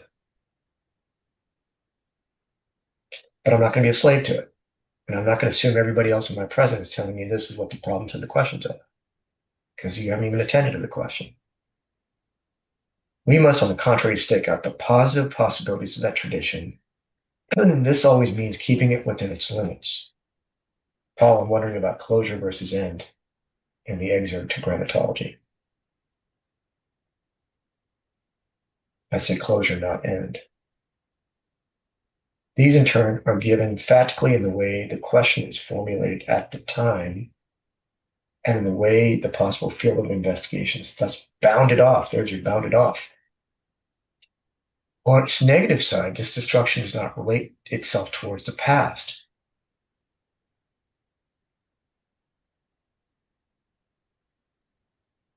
You're not critiquing Aristotle and Kant for being simpletons, because they're just earlier versions of what a more modern, sophisticated, complicated approach should be.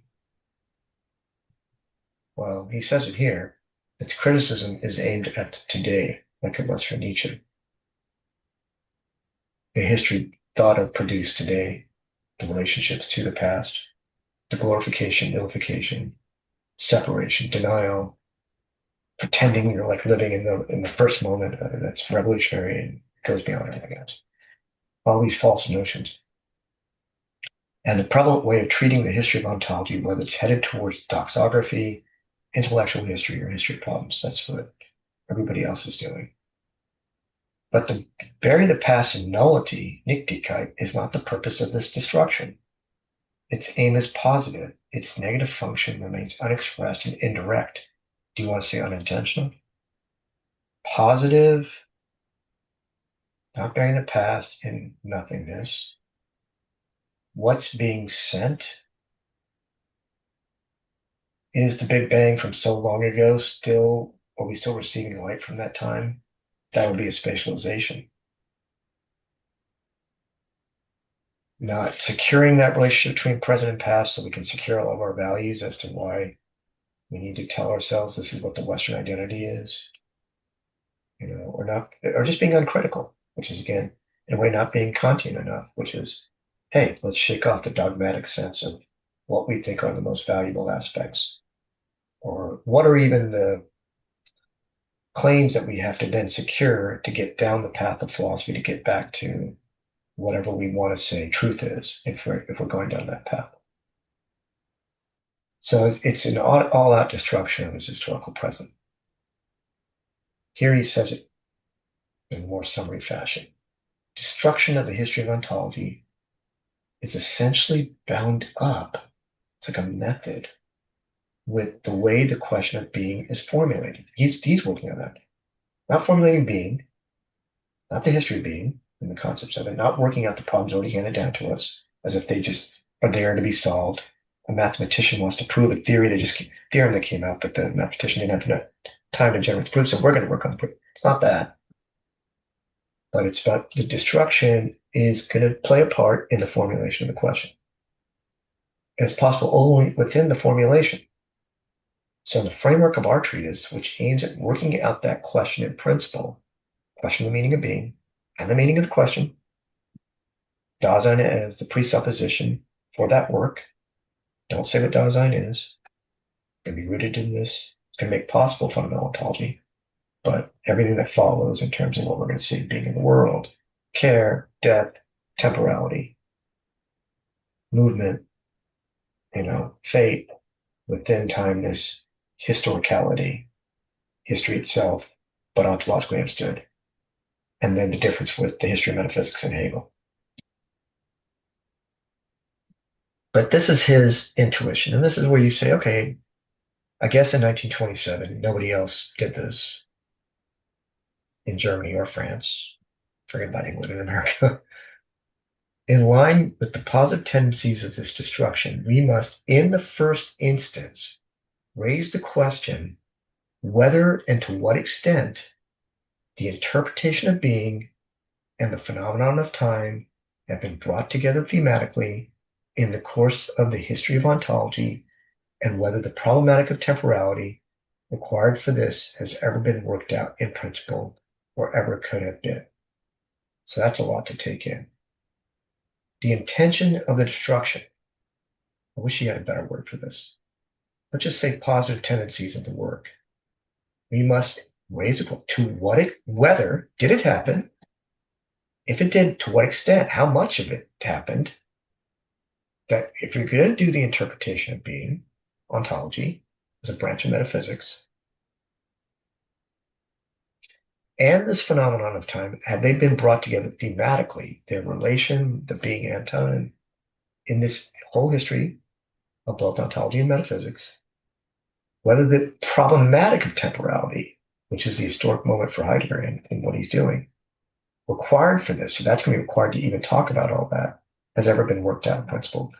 How about this, or ever could have been? Because of the way the tradition has been handed down to us, what has been done?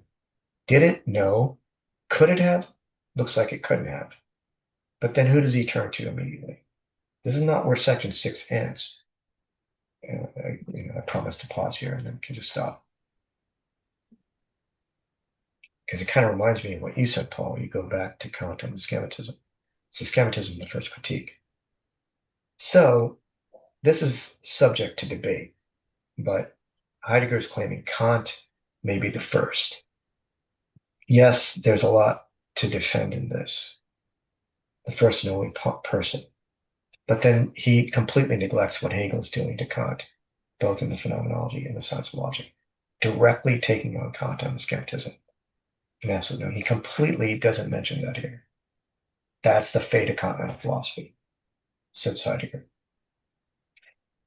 And the Heideggerians can live with that, or they do their Kant Heidegger, or the Hegelians who may know Heidegger or not. Most of them don't. None of them do. Pippin says, okay, now I know that I've been doing Kant and Hegel, but look, Heidegger got it too. But here's my response to the Heideggerians and Heidegger.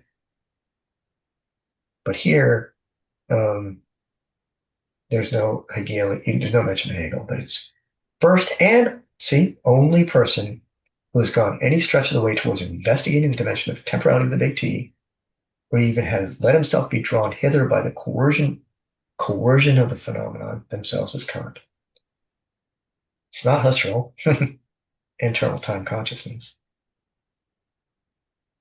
or the logical investigations. Derrida's picking up on that. Only when we have established the problematic of temporality can we succeed in casting light on the obscurity of his doctrine of skepticism. He's not going to go into Kant and just read the critique again. We can read those sections. It's about 10 pages. There's a lot there.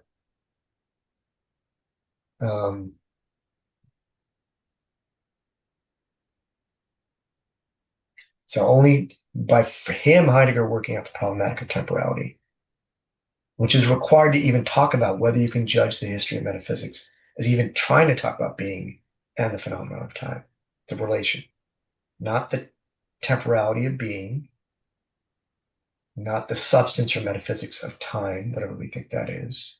That's metaphysics. Being is ontology.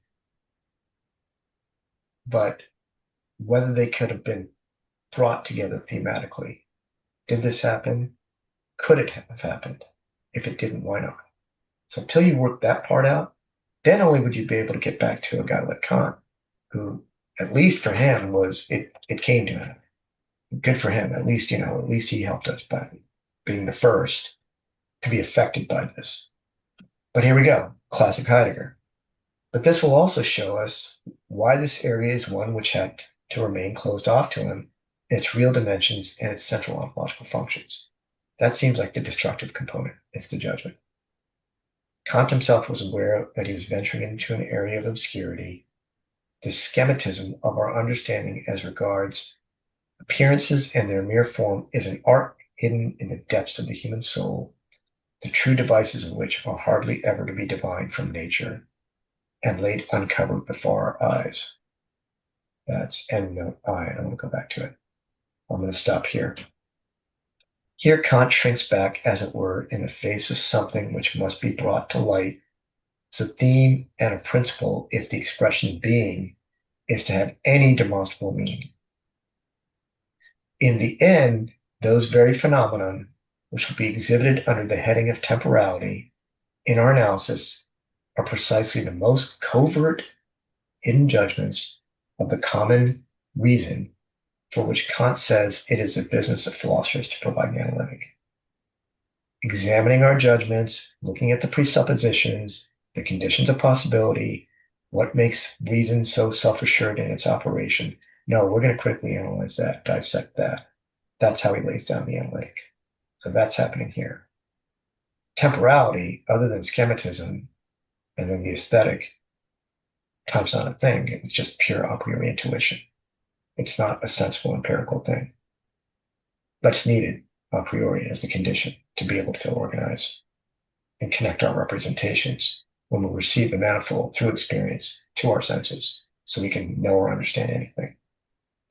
Temporality with the big T, basic problems in being in time. Remember, he says that's just the English translation of Zeitlichkeit is temporality with a small t. The German translation of that is Temporalität, but more so, it's going to be the whole horizon to package this project underneath the problematic of temporality. One of which, underneath there, is going to be this history of the relationship between being and temporality, or Dasein's temporalization. Division one is being in the world.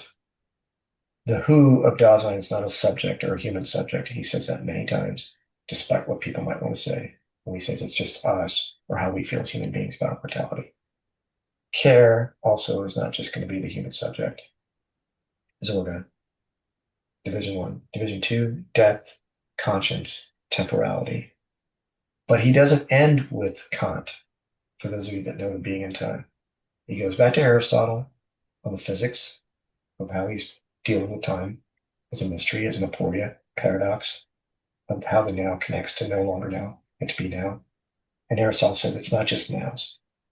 It's the limit or the end of something and the beginning of something else. But those two things can't be contained in something that exists. It's his metaphysical contortions, which is incomparable, as you all know. So he goes through that briefly. Some Augustine, Plato's moving image of eternity, before he gets to Hegel, the connection of spirit and time, the connection of being and time. He throws Kant out. Very disingenuous, I guess. I don't know why he didn't see what he wrote here.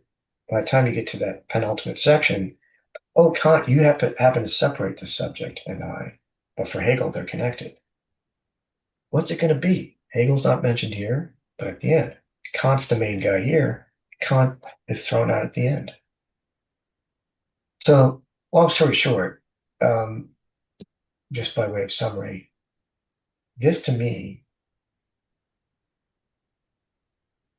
this section on historicality, the tradition, his judgment of it, the announcement of destruction as a positive project, but, and that's summarized here, but this is really it. I don't know why people talk about being in time and we're automatically thrown into Dasein, Division One. Nobody talks about Hegel, certainly not in the beginning, including Heidegger. Kant, certainly after being in time, two lectures, books, 1927, Phenomenological Interpretations of Kant, the categories, the deductions, the analytic, but the schematism, he's trying to build towards that. The 27 lecture, you get 2 pages at the end.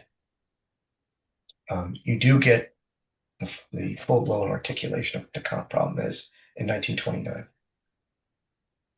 Hegel's lecture is 1930. That's just the introduction of the phenomenology, no absolute knowing.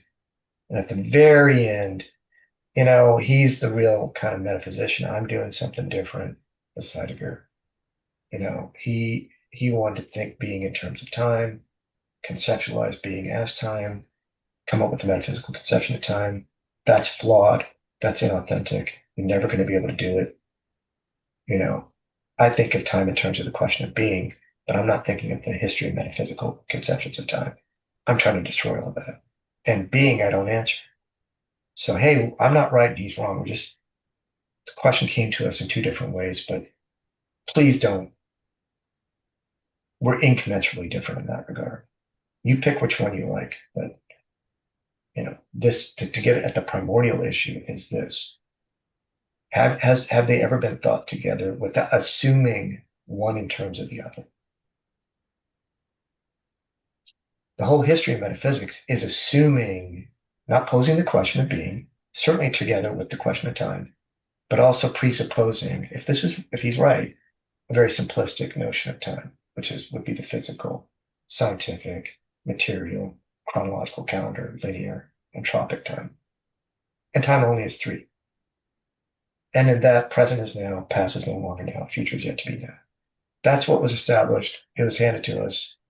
Nobody wants to do anything else with that. It's never been raised as a question, the problematic or temporality. All right, so this is going to help us kind of, once we have this now, you see what he's up to.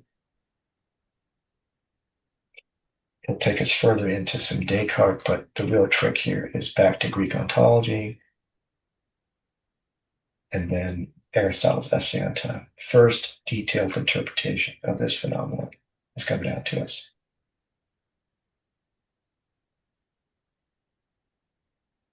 So Aristotle sets it. Bergson, who's a wildly creative guy, time is space for him, which he critiques. Late 19th century, early 20th century. And then Kant, too, all presupposes this question that Aristotle gives us. And guess what? After 27, except in the first part of the basic prompts, 1927, you don't get a revisitation of poor Aristotle on time. Section 81 here, opening moments for basic problems. Michael, you might know that from the 31 lecture, Aristotle's Metaphysics, Book 9, gets us back to energeia and dunamis, actuality and movement. So movement turns out to be the scariest, hardest problem, which you get 4 pages on in Being and Time in Division 2. You see what's going on here? So no time in Kant. Lots in basic problems, of course, back to ecstatic temporality. Hardly anything on movement and being and time. No connection between time and movement. And if I can just stop here, the Heideggerians can take their pick. Sheehan on movement, as in the movement of life. The Latner's book on Division 2 on temporality and Kant. The functioning of the imagination. No working out of the problematic of temporality, we know that. And then that goes on, and then the later Heidegger, the term, and then everything else. And then On Time and Being, 1962, very short public talk he gave. The cryptic statement at the end, true time is four-dimensional, which is not the fourfold of the later Heidegger. What the hell is he talking about? I know that's too quick of a summary, but point being is that the whole being in time maybe shouldn't have been. The title itself is right there, and the whole book fails to introduce it itself, so to speak.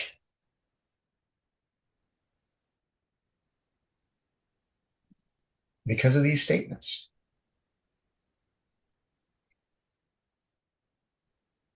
So maybe we just come back to this paragraph here, or the disruption, whatever you want to work with.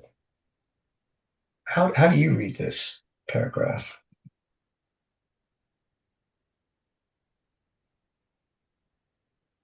I'm looking here at please, Paul. I'm looking here at the new translation and trying to compare it with the Macquarie translation that you're citing. It's distracted me a bit, maybe from the Do you want to share it? I'd just like to point out some terms which are translated in a very different way here. Temporality is translated as time-boundedness. Destruction is translated as destructuring. Dasein is translated as being there. And I get a feel, I haven't sort of checked it against the original, I get a feel that the new translation is trying to bring out the metaphors a bit better than the original does. It's a bit less abstract than the original. And generally I feel it's moving more towards Derrida, I think, this translation. It's because it's not this idea of complete destruction of metaphysics. The tradition is, in the Macquarie translation, the way Heidegger writes about tradition is cast in very negative terms. In this translation, it's more ambiguous. There's a passage which is quite, Paul, to be honest, this translates not just Derrida, the Anglo-American scholarship on Heidegger from the 70s onwards made all these moves from destruction to destructuring, because that's what he's saying, desedimentizing, dissolving, desedimentizing, breaking up the concealments, which destructuring and deconstruction, and that dialogue that had taken place with Anglo-American scholars at Milpo, being there has always been there. Now being here too. Some people want to say, what's the difference between here or there? It doesn't matter. It's not an out pointer, like literally spatial locality. So being there, and then what did you say the other one was? Being there and time-boundedness. Yeah. So it's whether it's like a comparison to Derrida, or this is just what things have been moving along to give us this, more possibilities for the full richness of what Heidegger is up to, that our English connotations have, are too, narrow. Would you approve of these translations, these new translations? Well, no, this has been going on. This has been going on for some time, this idea of destructuring as opposed to destruction. Negation is not Hal Faban, not negation of negation. or if there's an absence in the original position of an identity, you have to negate that. It's not the kenosis or the death of death in a Christological sense. So, as he said, it's not just nullity or nothing. What do you say? Nichtigkeit. To bury the past in nullity is not the purpose of this destruction. Yeah. Loosening up, dissolving, concealment, destructuring. That sentence is translated here as destructuring does not aim to bury the past in nothingness, semicolon. It has a positive intention, and its negative function remains tacit and indirect. The Did you say Macquarie translation has unexpressed, which I think tacit is better than unexpressed, although I haven't looked at did you say tacit? I didn't hear tacit. Yeah, I think that's a much more precise word than unexpressed. tacit. Yeah, exactly. Tacit is like subtly or silently expressed or slowly expressed. Oh, it just comes with it. It's a lot less negative. You see, Right. I think that this translation seems to be toning down the negativity that creeps into the original, the first translation. I've just been looking at it now for the first time. So yeah, I'm not sure what the judgments are yet. I know you posted that on Facebook, but people didn't like the Stanbaugh. They thought that was a disaster. They say the Macquarie Robinson. That's good to hear that is coming from a. Go ahead, Michael. It's not all coming from Macquarie, no. It's not all coming from Macquarie and Robinson. I think Heidegger, reading this text from the perspective of the middle and later Heidegger, it's funny. Heidegger seems to say in some places, I alone have perceived this and will show you that it's true, versus a later Heidegger expression or something that's close to the later Heidegger expression. This is in the structure of what it is. And these results come from that. And so to the degree that there's a misunderstanding, to the degree there is an understanding, it all comes from the same process of appropriation or viragness. And there's a certain errancy to it, misinterpretation, almost had it, not quite, that is promulgated from the alpha primitive and althea. The thing comes out of concealedness, and by virtue of being unconcealed, in a way, is a heresy against the origin of unconcealed. And that's just it. And so Heidegger here, I think, is a little more strict with the history of philosophy than he ends up being in the middle and later works. Again, with the same mechanism of, oh yeah, I'm teasing this out from the texts themselves, and whether you want to take that as a straw man, given the case of philosopher X or philosopher Y, is I think a matter of just personal preference. Well, but it is a little confusing here. Yeah, this is great that you mentioned this, Michael, because if you think about the aletheia, the misinterpretation of unconcealment is its opposite, which could mean revelation, or opening the box and revealing the secret, or destruction, destroying the concealment, which is what's happening here. Meaning, you just loosen up that concealment a bit, not to flicker what's buried in the past. So, like, let's just hidden there like an archaeological artifact that surprises us. We're looking in this site, we're digging here, and suddenly we found this, and then it illuminates, like, oh my gosh, this ancient Roman statue was. Then changes the way we must think about that period over here. He's not doing that kind of physical archaeology of the past, obviously. But the same thing can be applied in a humanistic sense to anything, all texts in the Western philosophical tradition. But this unconcealing is, you can say, take away the concealment, move it away. At some point in Division 2 of Being Time, I think it's section 69, he's going to talk about the thrownness and the lighting that takes place, not an illumination in terms of the phenomenon that's revealing itself. And it's not an internal light of subjectivity for insight when we're going to get to the moment of vision. So it's not like lighting as an illumination or insight and subjectivity in that sense, but it is a clearing, which also foreshadows the later Heidegger, to allow something to be where it is, Not just at that moment, which would be the time boundedness, or at the time, or its timeliness, or its propitiousness, but the very problem with the being there, which is never going to be a spatial thing, as you know, allows us to be there at that moment for us to be what we're supposed to be. But what we're supposed to be is our completion, which would be death. That's not something we live through or pass through. So authentically, we come back from that. So we don't just sit there and get stuck in our present. Say, hey, I'm going to accept this and that. And nor am I going to be forgetful about what's to come, which is my own finitude, but I'm going to live out that temporality in a finite way. Yeah. So that, And, that and too, well, I was just going to say that this as, unconcealing is not the destruction of the concealment either. It's not the right. negation of negation in any kind of classical sense. It's a re-relationship to it. Passage Yeah. to the other beginning. Yeah, please. And even here, they're Macquarie and Robinson, they footnote a sentence up there about concealment. And, at the bottom of the page, it's through this timely having been covered or Verdeckung. And, Oh yeah, even yeah, right. there, it's zeitig, right? The Timing. covering itself is a product, one might say, of time. Exactly. And it's, Yeah. right there. Yes. So yeah. Let me And read the translation. Let Zeitingen me read is in timeliness. that passage because it's quite interesting.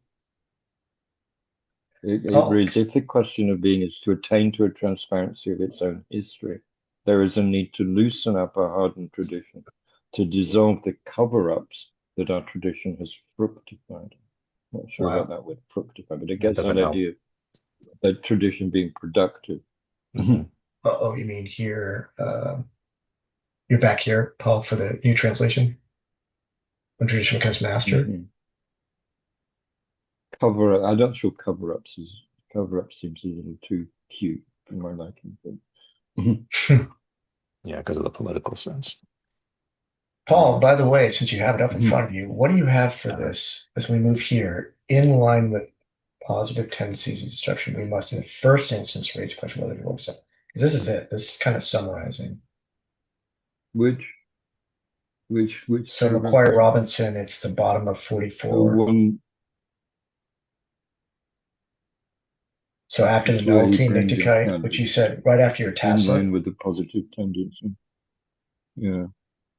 wherever you Oh, left okay. off with I'll, tacit. I'll read it. I'll read the Yeah. beginning of it. In accordance, oh, the after the tacit bit. Hmm.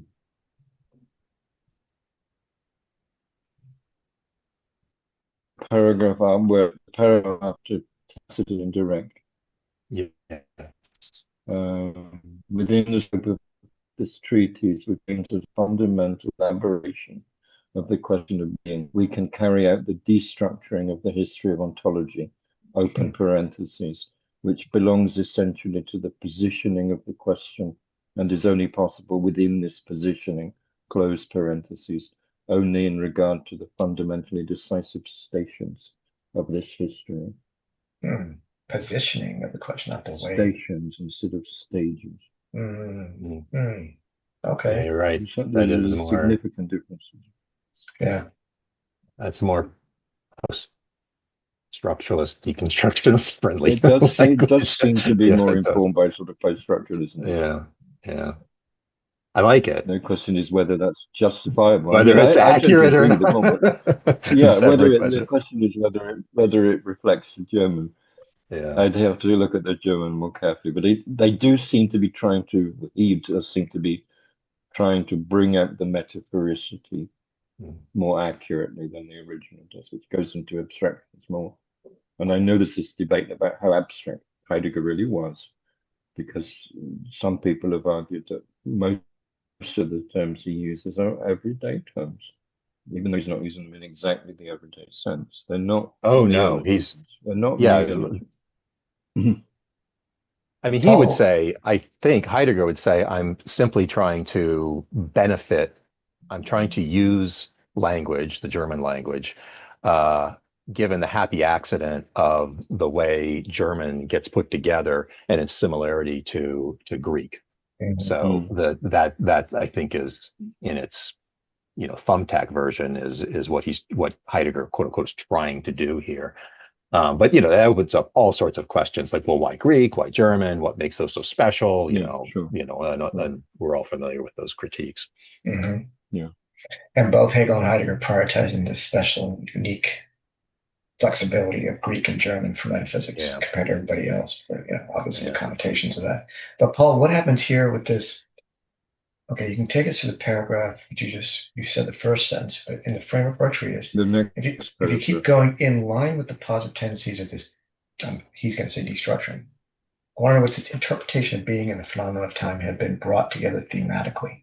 Brought together. What is he doing with that? In accordance with the positive drive of destructuring, the question we need first ask is whether and to what extent, in the course of the history of ontology, the interpretation of being has at all been thematically connected with the phenomenon of time, and then whether the necessary problematic of time-boundedness was or could be elaborated in its fundaments.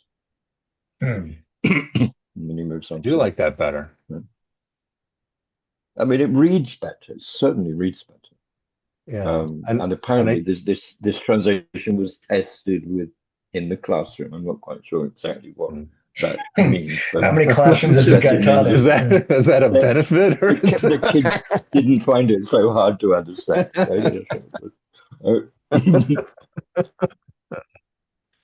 Yeah. No, given a first blush, that sounds much better, actually. I mean, what I like about Macquarie and Robinson is it does allow you its fidelity to the original German, however clunky it is quite good. So that's good. It's like reading math sometimes, and particularly, I think it's one of the unintended consequences, perhaps, Raj, of putting the Derrida thing right next to it. It's just like, oh my God, the different opportunities for expression couldn't be more different between Heidegger and Derrida. I feel like our group is opening better up. Or worse. Both horizons are starting to open up, I think. I mean, the literary traditions they're coming from. Yeah. I mean, Heidegger's coming from Trakel and all these sort of German expressionist people, and Derrida's coming from Philippe Soler and these highly experimental poets and novelists of the 1960s and 70s, and going back to Mallarmé. I mean, so just from the point of view of the style of writing and the literary influences, that chalk and cheese, really. I'm trying to bring up the German text, which I know exists. What were you saying, Raj? I'm trying to bring up the original German for Heidegger. I know. Oh, here we go. Good. Thank God. So we're going to go look at that just for the keeping. I don't, it's not even a question of semantics. So let's see. It's a table context takes us to.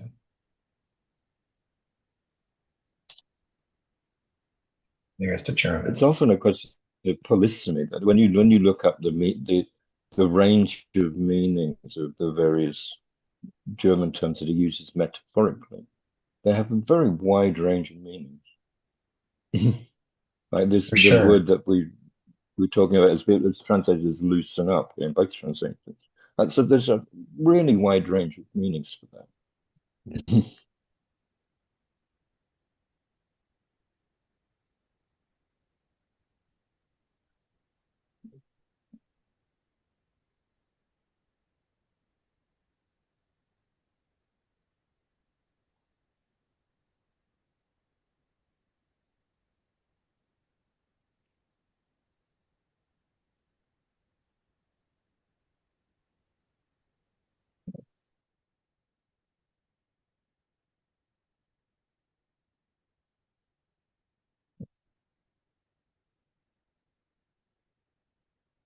Trying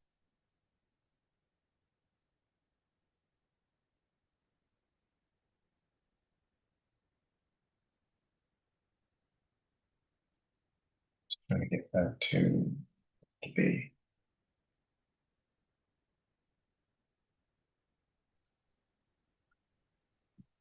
I think we just went out briefly because my internet connection, I don't see anyone. But I wanted to share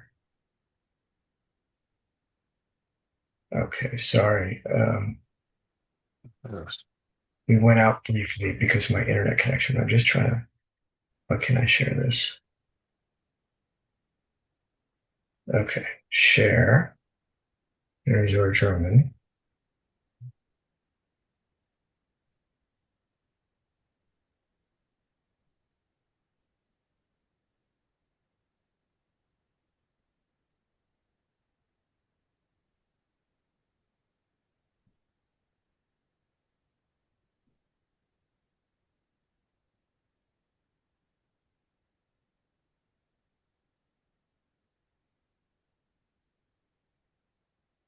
So this is the original German. There's your Verduckingen, Gezeitigen. Understand this. The light fun of the question of being. See, here's the problem. We need to know what the Wohlseende that precedes the destruction. And Paul, can you read the new translator's version of this paragraph?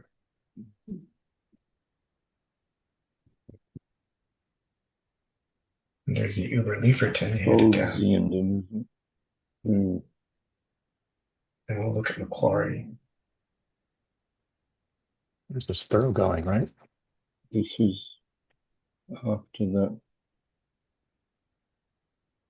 It's after this section.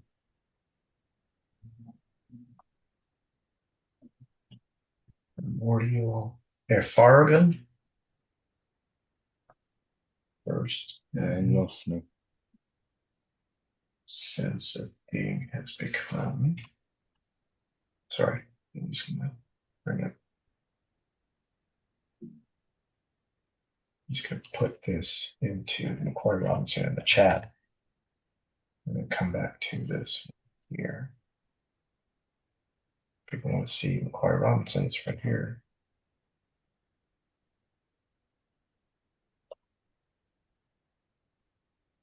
And come back to.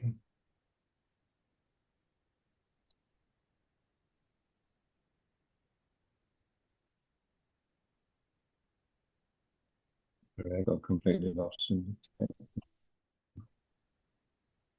It's where destruction first appears in section 6, if we're out to destroy. So, Is it near the part where I just... yeah, he's the mere working for Hegel, the material, the quick summary of the history of philosophy, and then the paragraph right after that. What Macquarie has is, Robinson, if the question of being is to have its own history made transparent, then this hardened tradition, Right, got it. Auflock. It's got there are two words, Auflockerung and Yeah. Ablösen. And one of them here is translated here as loosen up, and the other one is translated as dissolve. But I remember when we read this before, I checked it out in the German dictionaries, and the collocation of one of these is very much related to kind of massaging, loosening up the tension in a muscle, for example. Whereas that I feel the translations here suggest it has something to do with sort of breaking up hard ground for planting things. But I'm not sure that is necessarily justified by the metaphor. But you've got two words, Auflockung and Ablösung. And then the other, I'm wondering where the fructify comes from.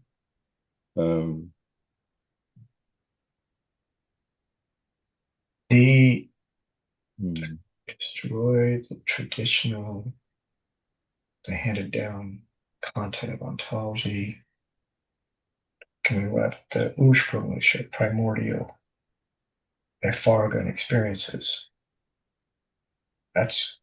We forgot about that. Arrive at those primordial experiences, who's the we achieved our persuasion. Do you see the German text on Zoom, or do you see the Macquarie Robinson? Because I kind of have both up on two different screens. Which text do you see? Do you see this German text? I've got the English here, and I'm just reading the German, which is very helpful to have it on screen. Okay, so the screen shows the German, Yeah. and you got Macquarie Robinson, but you don't have the new translator, Michael. I don't either. Paul has both. No, I don't. I've Hold got on. them. I've got them both here. All right, so I guess what we want, Paul, is the new translator's version of this paragraph, Of this paragraph, okay, I'll read it. since me and Michael have the If the question of being is to attain to a transparency of its own history, there is a need to loosen up our hardened tradition, to dissolve the cover-ups that our tradition has fructified. And as a footnote, they're referring to a commentary. This task we understand as the destructuring of the inherited body of ancient ontology, one returning us to the primordial experiences in which the first, and from then on the guiding determinations of being were obtained. Such destructuring proceeds, in italics, under the guidance of the question of being. They added that. I mean, he added that. That doesn't exist in Macquarie Robinson. There's a lot there in Macquarie Robinson. Loosened up instead of concealments, cover up. Fructify instead of brought about. And there's a whole commentary on fructified, which I haven't read, but it refers to another sect of the as well, like much later on. But that's a heavy word to use, and it's not Yeah, borne for out in the sure. original. It does. I like the new translation a lot. That's yeah. I think it's taking a lot of license. It may From a be taking literary point of view, license. it's nice. It does seem to Yeah. be taking some license, yeah. Yeah. But from a literary point of view, it reads much better. I mean, the scholars are going to interpret whether there's huge consequences even in these interpretive decisions and strategies. There may be, but it doesn't get us around the fact that destruction, if there would have been a German word in the 1920s for destructuring, because Heidegger has structure run throughout all this, the structure, equiprimordial structures of Dasein, being in the world, being with other Daseins, being oneself, the day, the das Mann. Structure is pervasive. Did I get the structure, the totality, the whole Wisconsinite of the structure of the primordial structure of Dasein's being as care,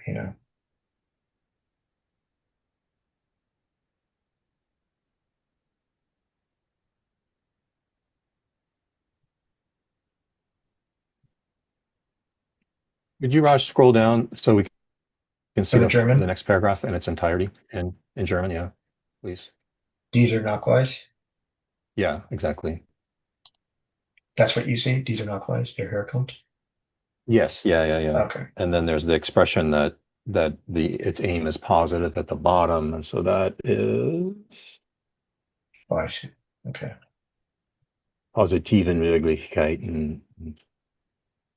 Das Vergangenheit, okay. ihre Kritik trifft das heute und die herrschende.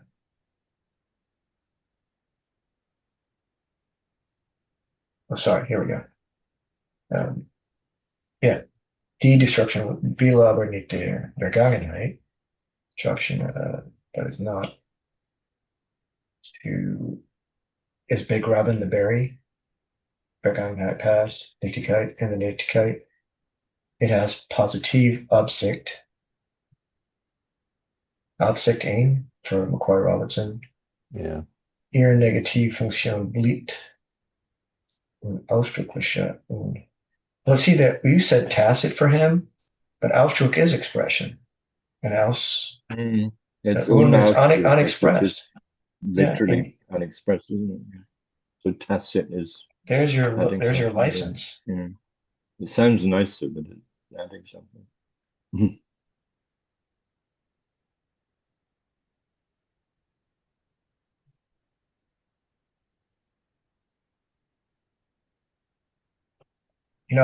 Michael, the relationship between early being and time and then the history of being, if there is this continuity thesis, is that the whole structure, so to speak, to destructure from the standpoint of historicality, which is itself rooted in this more primordial question of temporality, is not to assume, of course, linear historical time in distinct epochs.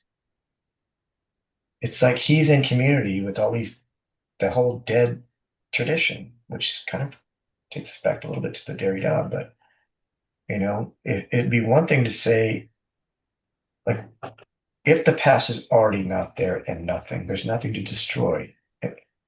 He says the aim is for the present. So this present conception has to be the whole structure that you're going to destructure, because that's the thing that's kind of concealed, inaccessible. See, he can't articulate the problem of temporality and historicality in this, using those words, in this very moment, which is so important for him, for us to understand Yeah. what the hell he's up to. Yeah, he doesn't have the language right here, which is easy to say, but I can see more and more why he went to, notions of Erreigen and notions of, event and epoch and, all of those aletheia group words in order to try and get at uh, the movement of historical destruction. And it is funny, right? He gets to the how complicated the time structure is for Dasein in being in time, and then everything comes apart. And it's like, yeah, you didn't even get, to how his history presents itself, which Well, then what do you do, Michael? You're a bi-triggered guy with yeah, under yeah. Well, Anfang, other beginning, last yeah, God. What are you doing with all that I think parousiological? Usia coming, parousia, arrival, presencing. Derrida will have fun with that later, but what are you doing with all those registers with regard to this temporality, historicality issue here? you can see why Heidegger moved to what others have called poetry, I was just going to say the because poetic. yeah, yeah, because the adherence to the difficulties ingredient to expression, to language, to speak in fidelity to those. And I think Derrida's entire biography illustrates one way of dealing with that. But Heidegger's, turn, how much of it may be brought on by, a breakdown there in the war years, a psychic breakdown or not. I think that needs to be, we need to attend to that. Part of this might have been purely biographical, but it sure looks like the turn to poetry was necessitated by the problem structure of being in time. Are you guys familiar with this ongoing updated site? It's like a bibliochronology. It's the chronological life, a little bit of insertions, and then what was being taught, published. When trying to bring it up here. It's martinheideggerbiography.com. I'm not saying this is authoritative. To me, it's like fun, and I'd be embarrassed when I share this with colleagues or friends because they'll say you're not being a scholar, but that's not my point here. But if you click on this link in the chat, so it's a chronology, and it does open up with, for some reason, right after the birth date, 1894. Maybe I can just share this with you. Put the link in so if you want to go to it yourself.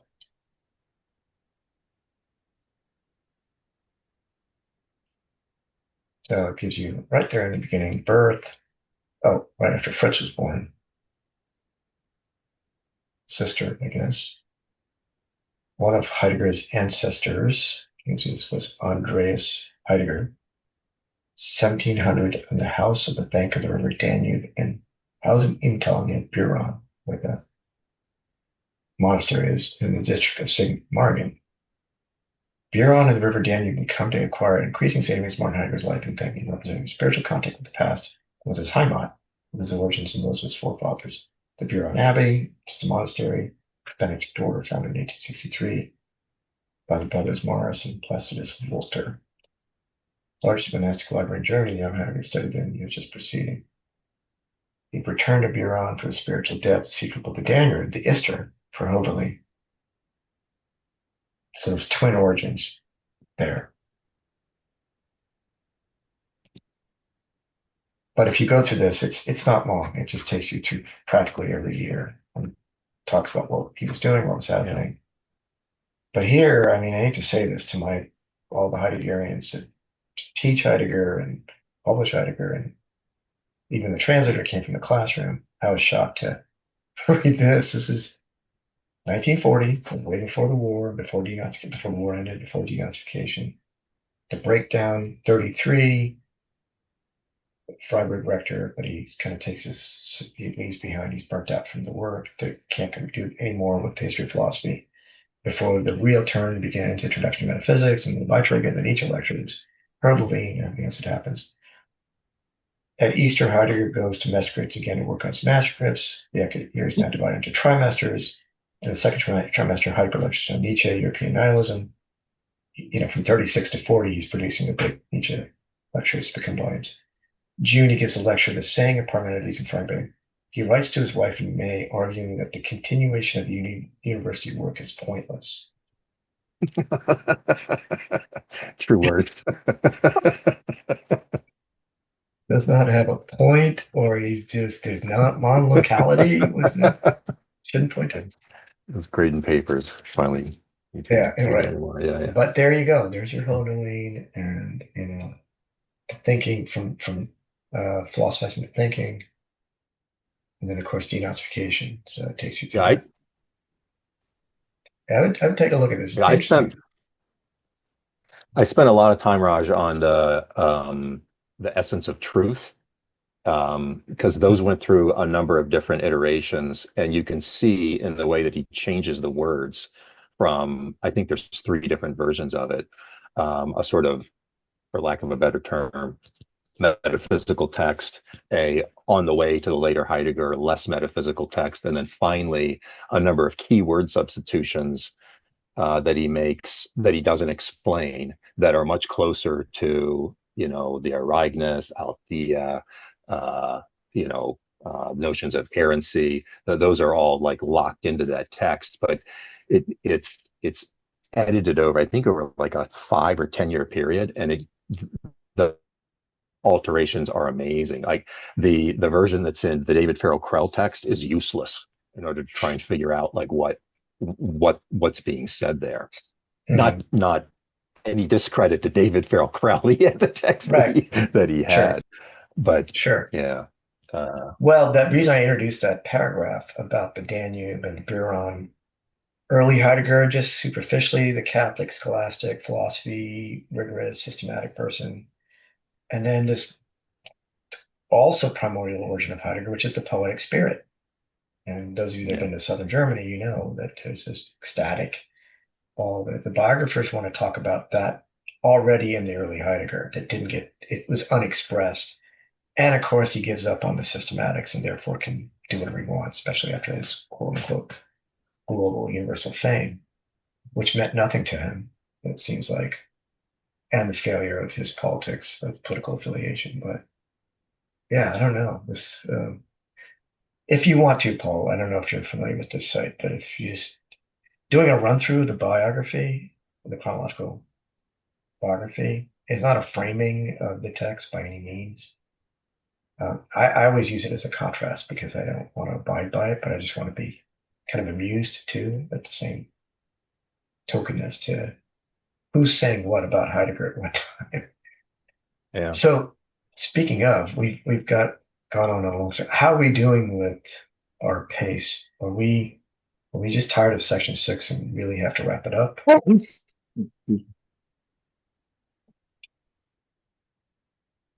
And we're only about 4 pages into a 20-page chapter in chapter 7 for Derrida. If we're okay with the pace, we'll keep doing it.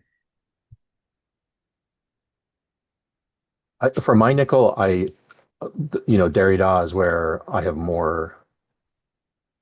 I'm less familiar with the Derrida, so I wouldn't mind spending greater time on certainly 7 when he moves into the conversation around history and the two different versions of history, the one that I, Derrida, I'm going to follow. But here goes Husserl back into transcendental history. Oh, well. But even there, I will point out a number of contradictions. But that would be nice to read just because of its programmatic value in terms of Derrida's publication trajectory coming out of this. But the other thing for me also is I'm really fascinated in how much and when Derrida engages with Heidegger, and you can see it just starting to happen, I think, here. Mm-hmm. And certainly it shows up in the lecture courses a couple years later. Sure. And he spends, I think, 2 sessions on chapter 6, a lot. Derrida does on chapter 6. So, and you know this probably like the back of your hand, Raj. But so for me, in terms of the time spent, I wouldn't mind going a little more quickly through the Heidegger, but that's biographical for me. Yeah, we can wrap up 6 because we got to keep moving. It just gets more bizarre. Chapter 3 being a world, and then chapter 4. I had written down at the end of the last session. I had written down that we were going to look at section 65 on the structure of care, temporality and the structure of care. Was I wrong? Well, that's just sort of like reading in parallel, but getting to it now. That's parallel reading, right? Okay. Parallel reading, right. And it just kind of it haunts us as we go through the earlier part. That's where I live. I live in Division 2, and trying to live in my own world of Division 3 that I make up in my head. But I think we have to go slowly with Derrida for a lot of reasons. It's just trying to understand together and also trying to see where it fits as we move forward. But with you, Michael, 6, if we keep moving, okay, we can do that. But then now he introduced Kant and schematism. Do we have to now go back to schematism? At least the first few paragraphs on the section of schematism, because that's where you get the definitions of what he's referring to. And like you said, let poor Husserl speak up. 1781 Kant with his wig or whatever he's doing in the pre-industrial age in Königsberg, and he looks at his maps of London pretending he can tell us all about London without ever having gone there. Yeah, that guy needs to speak up too. That poor guy. That poor. And then there's Fink's reading of Husserl is very important for Derrida. He's filtering everything through Fink as well, and Fink and Suzanne Bachelor is another Husserl interpreter who he cites a lot in the book. So it's not only his engagement with Husserl, but it's his engagement with the phenomenological school as a whole, and Merleau-Ponty you mentioned as well. Mm-hmm. I think we're here together to learn together, interpret together, share together. There's no mastery of the text. There's no completion. So I never can imagine. Derrida himself could hardly. Paul, you can probably just envision this, that he would go on for hours on a little fragment in Blanchot, a couple of sections in Big Time, because the whole time he was working out his own thinking. He wasn't out to teach or interpret in that way. And of course, he was an amazing teacher. It turned out by default because he was so careful and generous. He was intimidating as hell, but the generosity of the spirit was there. So it was a good experience, obviously. Raj, what are you working towards? You said you had published an article, and that was one of the things that had gotten us here, it sounded like. So how does this fit in your goals? Well, thanks for asking, Michael. What I want to do is work backwards. I've always tried to do that by done it piecemeal, but work out my own Division 3, which is not Blattner's resolution for everybody of Division 2 on temporality and Kant. There's a way to think about that, or the Kant Book of 29. But for me, it's taking ecstatic temporality. It's taking the underdeveloped being towards birth and death and movement and Geschehen and historicality. So that's chapter 5, section 72, 74d. I always have to keep Plato, Aristotle, Kant, and Hegel just down here. This is what he does. And once we have that, it's the fantasy has always been for decades, and I produce my little pieces that get very little reading, is because I developed my twin I don't want to say pre-Heideggerian fetishization of Hegel, because it's really a post-Heidegger, having been taught by Derrida, eigenen appropriation of Hegelian text, Hegel's text, to go after Heidegger. And if I go after the root, then I don't need to worry about Derrida either, because he's always there, so to speak. But so long story short, if you take absolute knowing on the time, wherever being in time ends, which is the time spirit connection, is where I begin. But what that requires is all the great tools you get from Derrida and Heidegger, which is what Hippolyte might have done as a pre-Derrida, post-Heidegger, post-Koja, very highly creative, and systematic, fully inspirational take on Hegel. But I'm not going down this route either. So, long story short, I need Aristotle's book 4 on time, scattered Plato, but mostly the Timaeus on the living image of eternity, which he leaves behind. Parmenides, Heidegger never wrote on, but that's the scariest of all the Plato texts, as you know, the one of the many and the motion of rest. So anything to do with time and eternity. Confessions, okay, book 10, 11. Augustine also not insignificant, because Heidegger acknowledges, but Plato, Aristotle, there. It's really always been about Hegel's absolute knowing. And then if you look at the absolute idea of the science of logic, he doesn't end with 3. He goes, what this final event of the absolute notion, the spirit conceptually comprehending itself scientifically as logic reconstructed for him, is, he calls it a quadruplicity. It's like, what the F? Yeah. Well, you just don't, that the system's ending there before he gets to the encyclopedia. Mm. So knowing the later Heidegger, but not working on it and bringing that inspiration back into being in time. Mm. Time, movement, a quadruplicitous event. So true time is 4-dimensional.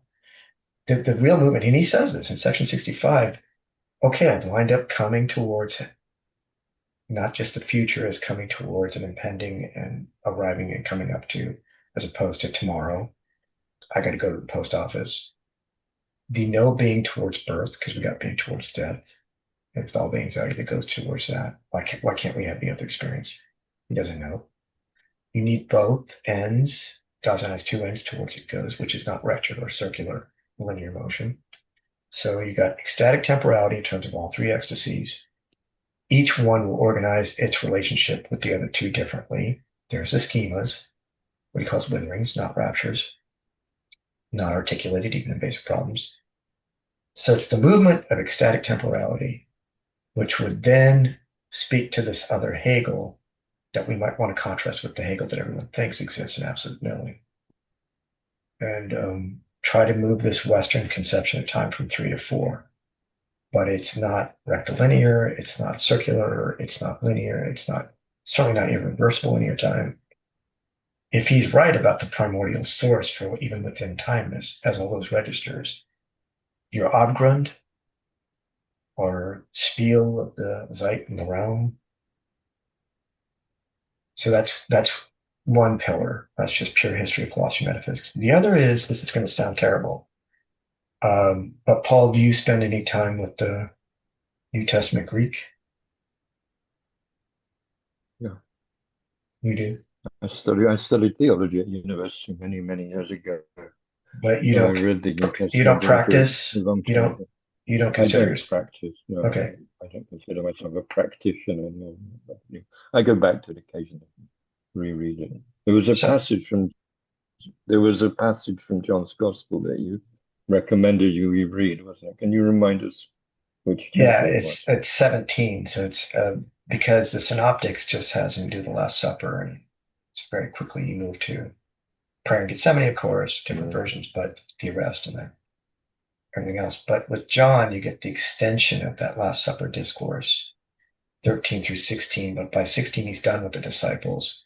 He's out there praying, and it's very long. So you get this nice long extension of what that discourse with the Father is. The guys are sleeping, and you guys got to wake up. And so my confession is that, having been brought up as a Hindu in the United States, I left it all behind by myself and went on a 10-year journey with the Jesuits, Dominicans, Franciscans that led to an actual conversion, which I rarely talk about, which is now coming up on 18 years ago.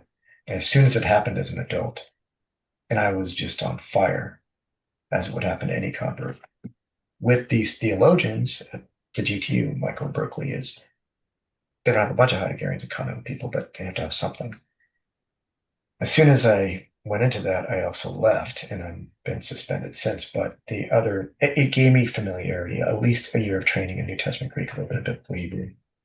Being at Brandeis, there's a lot of resources in Hebrew, of course, but um, it's not the onto-theological constitution of metaphysics as it plays out in Heideggerian scholarship. It's actually quite literal, because it's rare to meet any of the philosophers that have the theological depths, at least in terms of the languages, or care to even deal with it.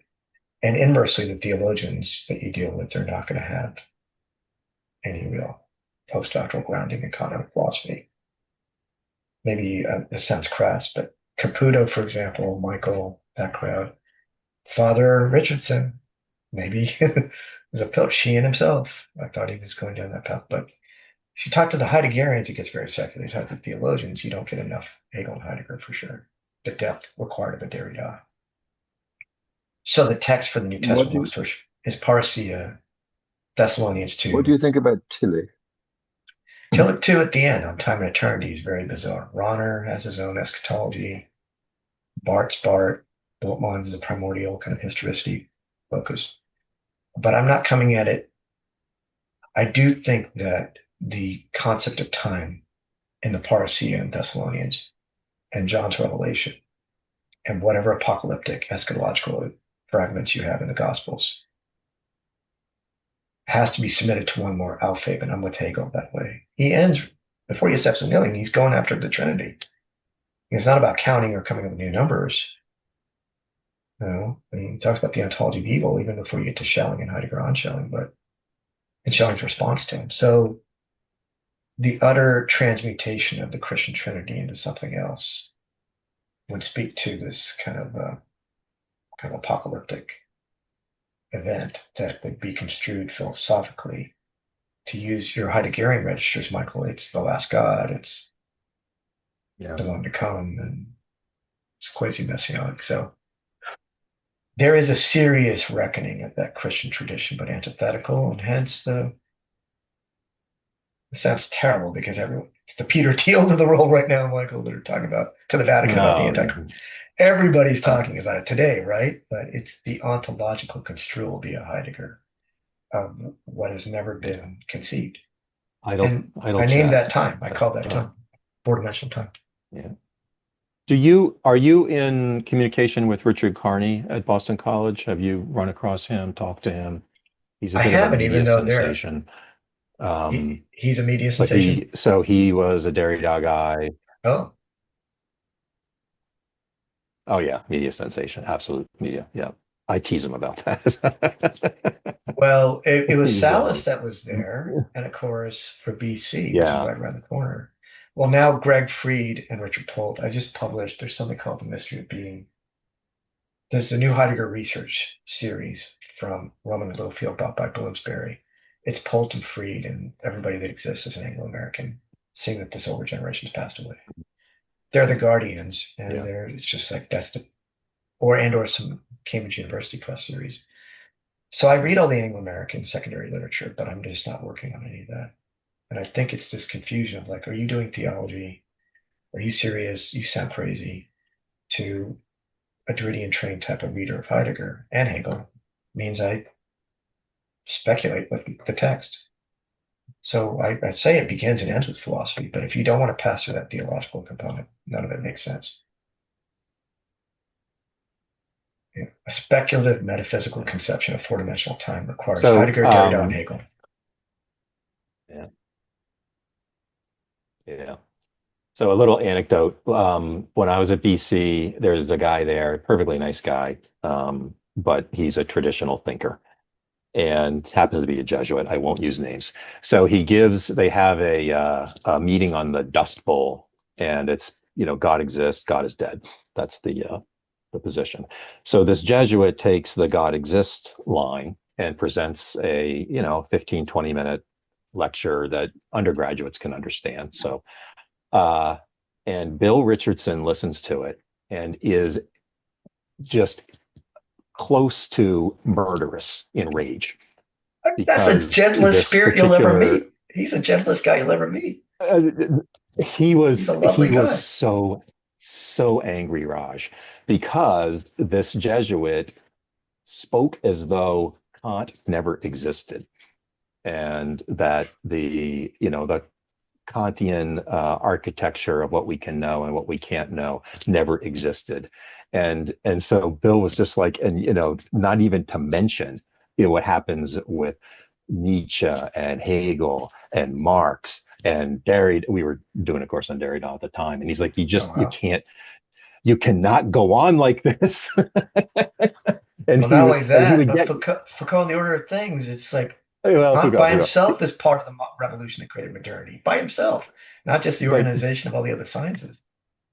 I mention it because there are some folks at BC who take their religion very, very seriously, not in some sort of circle the wagons, old school bullshit kind of way, but to try and understand what religion might mean in these times, shaped by the thinkers that we've all read.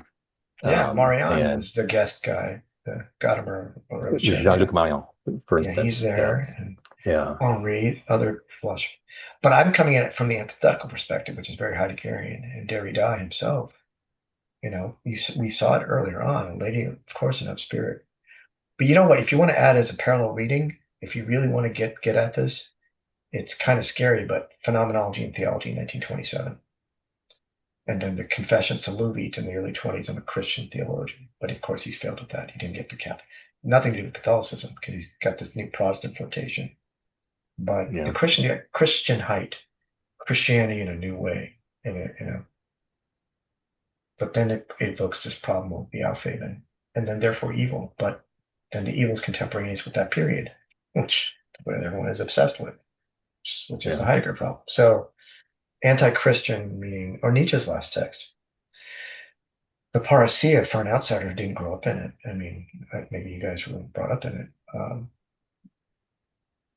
You got a Derridean playfulness, but then I also have the resources now, which took 50 freaking years to become a real actual Christian. You want to therefore attack it. But no, the fantasy's always been to architect it. I think being in beings, time is right from being, understanding being, temporality Dasein. You need the being of God's time, timeliness, Zeitigkeit, and as distinct, not in an Aquinas distinction of God's being and the ontological difference, which many people try to work with, including Heidegger.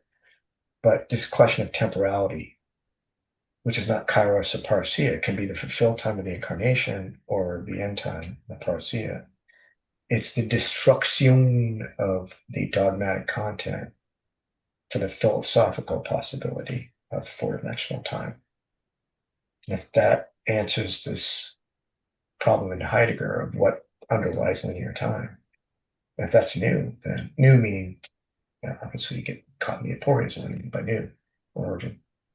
Is that the instituting act? But I take very seriously the possibility of having been completely reconstructed by Heidegger and Derrida, as we are as thinkers, to then go back to the Hegel ambition on the Trinity. William Desmond, I think the guy's name, he tried to do something funny and was cast out by the Anglo-American Hegelians for kind of going off on the deep end there. If you know that name, I think he's in Europe somewhere, or if he's still alive. But so this is very heterodox. Yeah, Hegelianism, I and the Heideggerians think it's stupid because it's, what is this, metaphysics? Is this, did you not read your Heidegger? It's not about making a concept that's present. It's about attunement and hearing and that's too bad. It's not helpful. that's what's happening. But you can't give up on the Not helpful. question. Not helpful. This has haunted me from the beginning. And I even asked Derrida, I go, someone has to deal with Heidegger's, whatever you want to say about it, extremely problematic reading of Hegel. And of course he did his Ossian Grammaire. And he said to the effect that, well, when you're in Hegel's world, you get completely enveloped by that. that's so enormous. It's like a big tsunami. And when you're in the Heidegger world, you don't use, I'm giving him the metaphors, like if he's doing that, but then you get caught up in the painfully meticulous, like we're trying to do. If you try to like move too quickly through him, you're going to not do justice to the text, like in terms of what the real problem or aporia is. One is very meticulous and very slow moving. One is this like being sucked into a big black hole that's ripping you apart with all this massive energy and force. How can you be in both places at the same time? Yeah, maybe it can.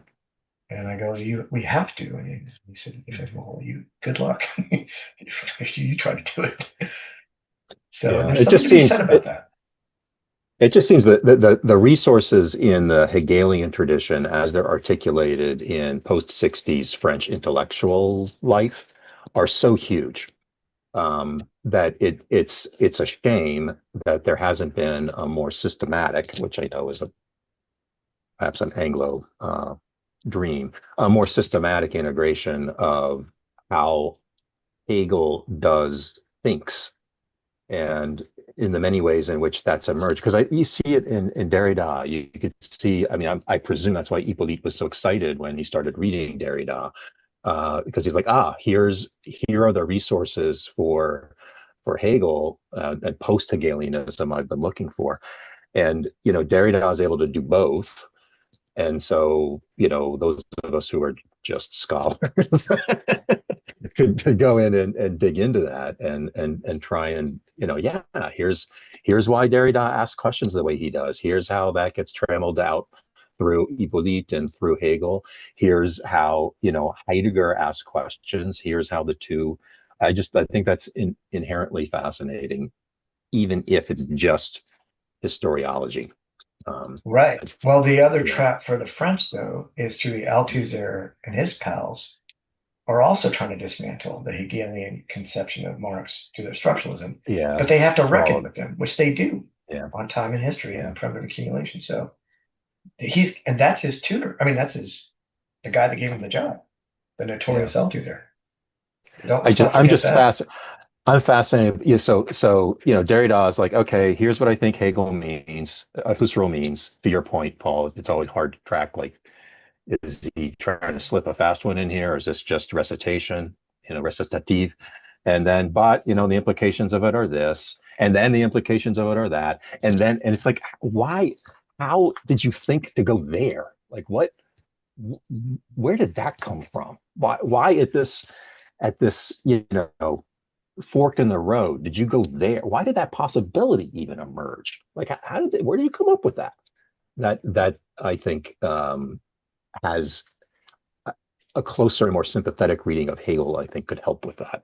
Well, the 68 publication on difference, which shows up as a standalone chapter in margins, 72 in the original French, has that double. It's beautiful. Just when he says it's not negative theology, people say difference is like that, or when we talk about the ontological constitution. By then, I'm sure some Heidegger's gotten into him for sure.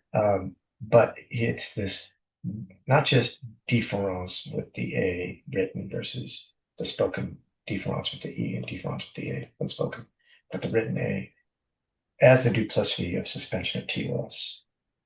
He talks about that temporization. He goes, I need to use this word, but I'm going for temporization. And then polymos and difference, the actions being other and differentiation, the struggle with that. So the two together, polysemic unity that cannot be reduced, can't be decided. So that's where he's really taken off there. But to bring that into confrontation with Hegel's dialectic as a double movement, as opposed to a resolution of a three-moment synthesis, that's where it's on. And he didn't do it. I mean, he didn't. Yeah. There's never been a big Derrida Hegel thing. And then now the Anglo-Americans want Heidegger. What are we going to do with Heidegger Hegel? The two pillars and each in between. Yeah. Yeah. I'm sorry, that the whole analytic. That's the one thing I'm really glad I left. I Michael, don't have to worry about it anymore. I'm a brown raised Anglo-American. I'm Well, stuck there in you it go. too. I should have You been with this. you I want come to be by raised in India where I'm supposed to you be going like this. Okay, come I wish I you was come by raised it there. honestly. What was I doing So there? yeah. Especially now. I don't know. Let's see what comes of it. Yeah. All right, guys, I have to. You've converted. Like, how do I escape from the closure of the Anglo-American that I was born and raised into? So, okay, guys, we will meet again in 2 weeks. Thank you. This is a Okay. really extended discussion. If you're okay with the time, to the time we're taking, then I really appreciate that and appreciate you and your help with the interpretations. So Yeah. we'll see everybody in 2 weeks then. So long.